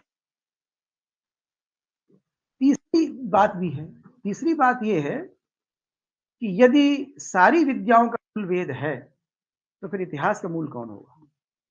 या तो इतिहास को विद्या से बाहर कर दो आप, इतिहास पुराण, और वो आप करने से बाहर होगा नहीं। गोपद ब्राह्मण में, छांदोग्य में, मुंडक में, महाभारत में सारी परंपरा को आप सकेल के किनारे नहीं कर सकते। तो यदि इतिहास एक विद्या है और है विद्या, तो उस इतिहास और पुराण विद्या है, सनातनी विद्या है, इन सारी विद्याओं का मूल कौन है? वेद है। तो यदि वेद तस्य भूतस्य महतो निश्चितम कहकर के सबको गिना, इतिहास पुराण भी है। यदि सारी विद्याओं का मूल वेद है, इतिहास हो ही ना, तो मूल सिद्ध कैसे करेंगे? तो इसलिए वेद में इतिहास मानना ही चाहिए। और अंतिम में मैं निरुक्त का उदाहरण देता हूं। जो निरुक्त वेद के मंत्रों के अर्थ ज्ञान के लिए ही बना, भाषा के अर्थ ज्ञान ही इसका प्रयोजन है। उन्होंने कहा कि इसके बिना में अर्थ का ज्ञान नहीं होगा, अथापि मंत्रेण मंत्रेषु अर्थ प्रत्ययो न विद्यते, ये निरुक्त का उद्देश्य है। तो निरुक्तकार स्वयं दो स्थलों पर, मुझे याद हो सकता अन्य स्थल भी हों, दो स्थलों पर इतिहास का स्पष्ट संकेत करते हैं। वृत्र के प्रसंग में कहते हैं कोयम वृत्रः इत्यैतिहासिकाः मेघ इति नैरुक्ताः। वो कहते हैं जो बार बार वृत्र आता है वेद मंत्र में, ये वृत्र है कौन? कोयम वृत्र है। तो उत्तर दिया कि एक व्याख्या, ऐतिहासिक जो व्याख्याकार है वेद के, वो कहते हैं त्वाष्ट्रोऽसुरः, त्वष्टा का पुत्र असुर, ये वृत्र है। जो निरुक्त की परंपरा को मानने वाले हैं वो कहते हैं कि मेघ है इसका अर्थ। तो इसका तात्पर्य यह है, जिस पक्ष का उपन्यास करके ग्रंथ का संप्रदाय करता आचार्य उस पक्ष का खंडन न करें, वो पक्ष उनको सम्मत होता है। तो निरुक्तकार ने यद्यपि निरुक्ता कह के स्पष्ट बता दिया का मत मेघ के पक्ष में है, लेकिन ऐतिहासिक का कहीं खंडन नहीं किया। और एक इतिहास स्थान पर कहते हैं तत्र ब्रह्म इतिहास मिश्रम वहां पर जो वेद है स्थान पर इतिहास से मिश्रित और ऋग से मिश्रित हो। तो कहने का तात्पर्य है कि यदि आप वेद को समस्त विद्याओं का काल से अनवच्छिन्न ईश्वर की मानते हैं अथवा नित्य मानते हैं, तो सारी विद्या का मूल उसमें होना ही चाहिए। तो इसलिए उसमें इतिहास होना ही चाहिए और निरुक्तकार भी इसके पक्ष में। तो इसलिए वेद में इतिहास और पुराण की जो स्थापना महामुनि हमारे ओझा जी कर रहे हैं और किया है उन्होंने जिस तरह से, और इतनी मैंने बताई, इन्होंने एक थोड़ा सा नूतन दृष्टि का सूत्रपात अवश्य किया है। उस पर आपका ध्यान जाना चाहिए, जो ओझा जी का था मौलिक और स्तुत्य अवदान है। यद्यपि इतनी सारी दृष्टियां हैं, वो ओझा जी भी जानते ही होंगे, जानते ही हैं, लेकिन उन्होंने प्रतिपादन किया है उसमें एक नई बात और की। लेकिन ये सब न भी माने, वह भी एक मार्ग उन्होंने दिखलाया। ऐसा उन्होंने कि प्रवाह न मानो, क्योंकि प्रवाह नित्यता मानने में यद्यपि कोई बाधा नहीं है, कूटस्थ नित्यता तो नहीं है। और दूसरी बात यह है कि वो कहेंगे भाई एक कल्प का आप निर्देश किया, अब वो कल्प जब आएगा तब वो घटना आएगी, तो कहीं ना कहीं अनादित्व का अथवा अनादित्व का व्याघात हो रहा है। तो इसके बड़ा समझ में किया ओझा जी ने। उन्होंने कहा कि नाम साम्य होता है, जैसे अब इंद्र ही हैं, वरुण ही हैं, विषय में उन्होंने दोनों तरह की बातें की। वशिष्ठ क्या है, तो वशिष्ठ कहा कि ऋषि भी हैं, आदि जो तो मानते ही हैं। गंगा यमुना नदियां, वो कहते हैं कि नदियां नहीं है क्योंकि वो नित्य मानेंगे, वो तो मानते नहीं, वो नहीं मानते। क्या उनकी अपनी दृष्टि है? वो कहते हैं कि ये सब नदियों के नाम है, गंगा यमुना इडापी मिलाई नदियों। लेकिन ओझा जी ये कहते हैं कि ठीक है, नाड़ी हुआ करें, नदियां भी हैं। ऐसे ही वशिष्ठ जो है ऋषि हैं, प्राण भी हैं। तो प्राण के रूप में जिस प्राण का वशिष्ठ संज्ञा है, वो वशिष्ठ प्राण नित्य है। प्राण के नित्य उन्होंने समझते हैं। उस वशिष्ठ तत्व का प्रतिपादन जिस ऋषि ने किया, उसका भी वशिष्ठ पड़ गया।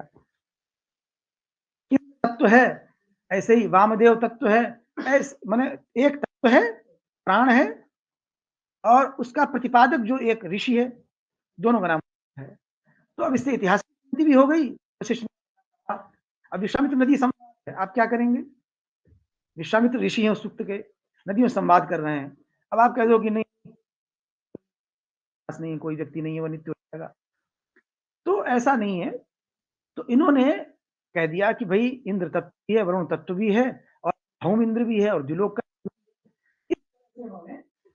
जो समन्वय किया, प्राण के रूप में यानी तत्व के रूप में और इतिहास के रूप में, अगर आप पारंपरिक प्रवाह नित्यता माने तो नित्यता भी है। और विद्या की संगति, सारी विद्याओं की संगति वेद से होनी चाहिए, वो भी जा रही है। तो अब मेरा संक्षेप में विषय बस ये था कि भारतवर्ष में जो जो आज इतिहास भारतवर्ष को विश्वास माना उन्होंने, भारतवर्ष के उन्होंने से और वरुण जो है देवताओं का विज्ञान, उसको जो मानने वाले और जो ये जिजेंद्र उन्होंने कहा कि मित्र था, ब्राह्मण द्वेषी हो गया, असुरों का पूजन करना, असुरों के देवता हो गए, असुरों के ईश्वर हो गए। जब इंद्र पक्ष लिया, वरुण का पक्ष लिया, तो उसमें का उल्लेख किया मंत्र के ओझा जी ने। उत्तरामणि में बुलाया, इंद्र भी गए, और वहां पर जो है वरुण ने सोम और सब पान कर लिया। इंद्राणी बहुत उसका मंत्र। तो जब वो विवाद बढ़ा तो ब्रह्मा ने 2 विभाग किए भारतवर्ष के विवाद के लिए, पूर्वी और पाश्चात्य का नहीं बनाया इंद्र को, पाश्चात्य का बना दिया वरुण। और उसी में एशिया में ईरान है, खुरासान है, और ये सारे जो हैं भारतवर्ष थे इन्होंने दिया है।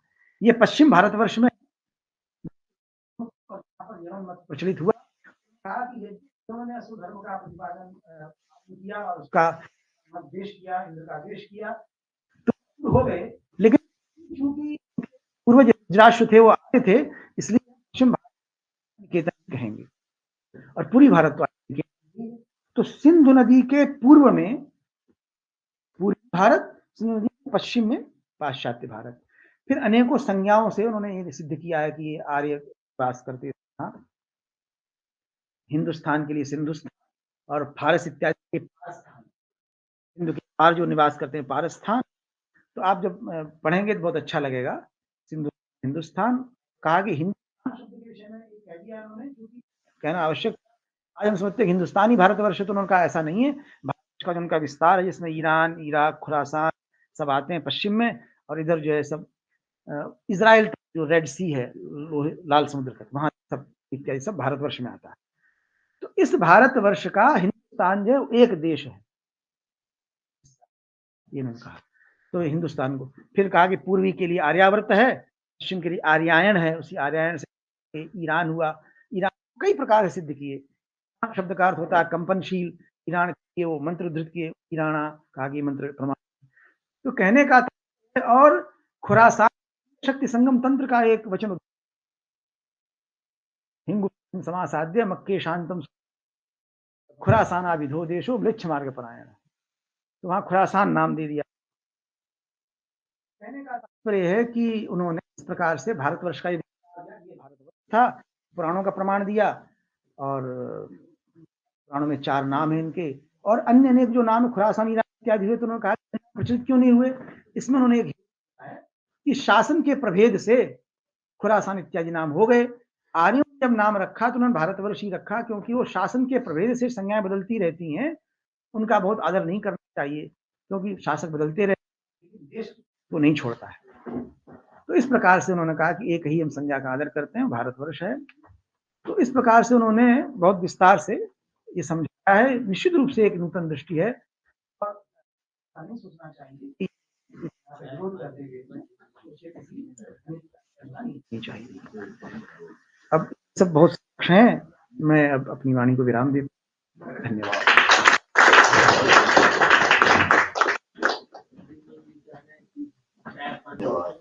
बहुत बहुत धन्यवाद सर। तो अपने वेदों में इतिहास है या होनी चाहिए या नहीं होनी चाहिए, इस पर कितना सुंदर विवेचन प्रस्तुत किया। और ओझा जी ने इंद्र विजय में विविध ग्रंथों से साक्ष्य जुटा करके जो ऐतिहासिक परिचय उपस्थापित किया है, उसका ही सुंदर निदर्शन आपने किया। आपके प्रति मैं से बहुत बहुत हार्दिक आभार प्रकट करते हुए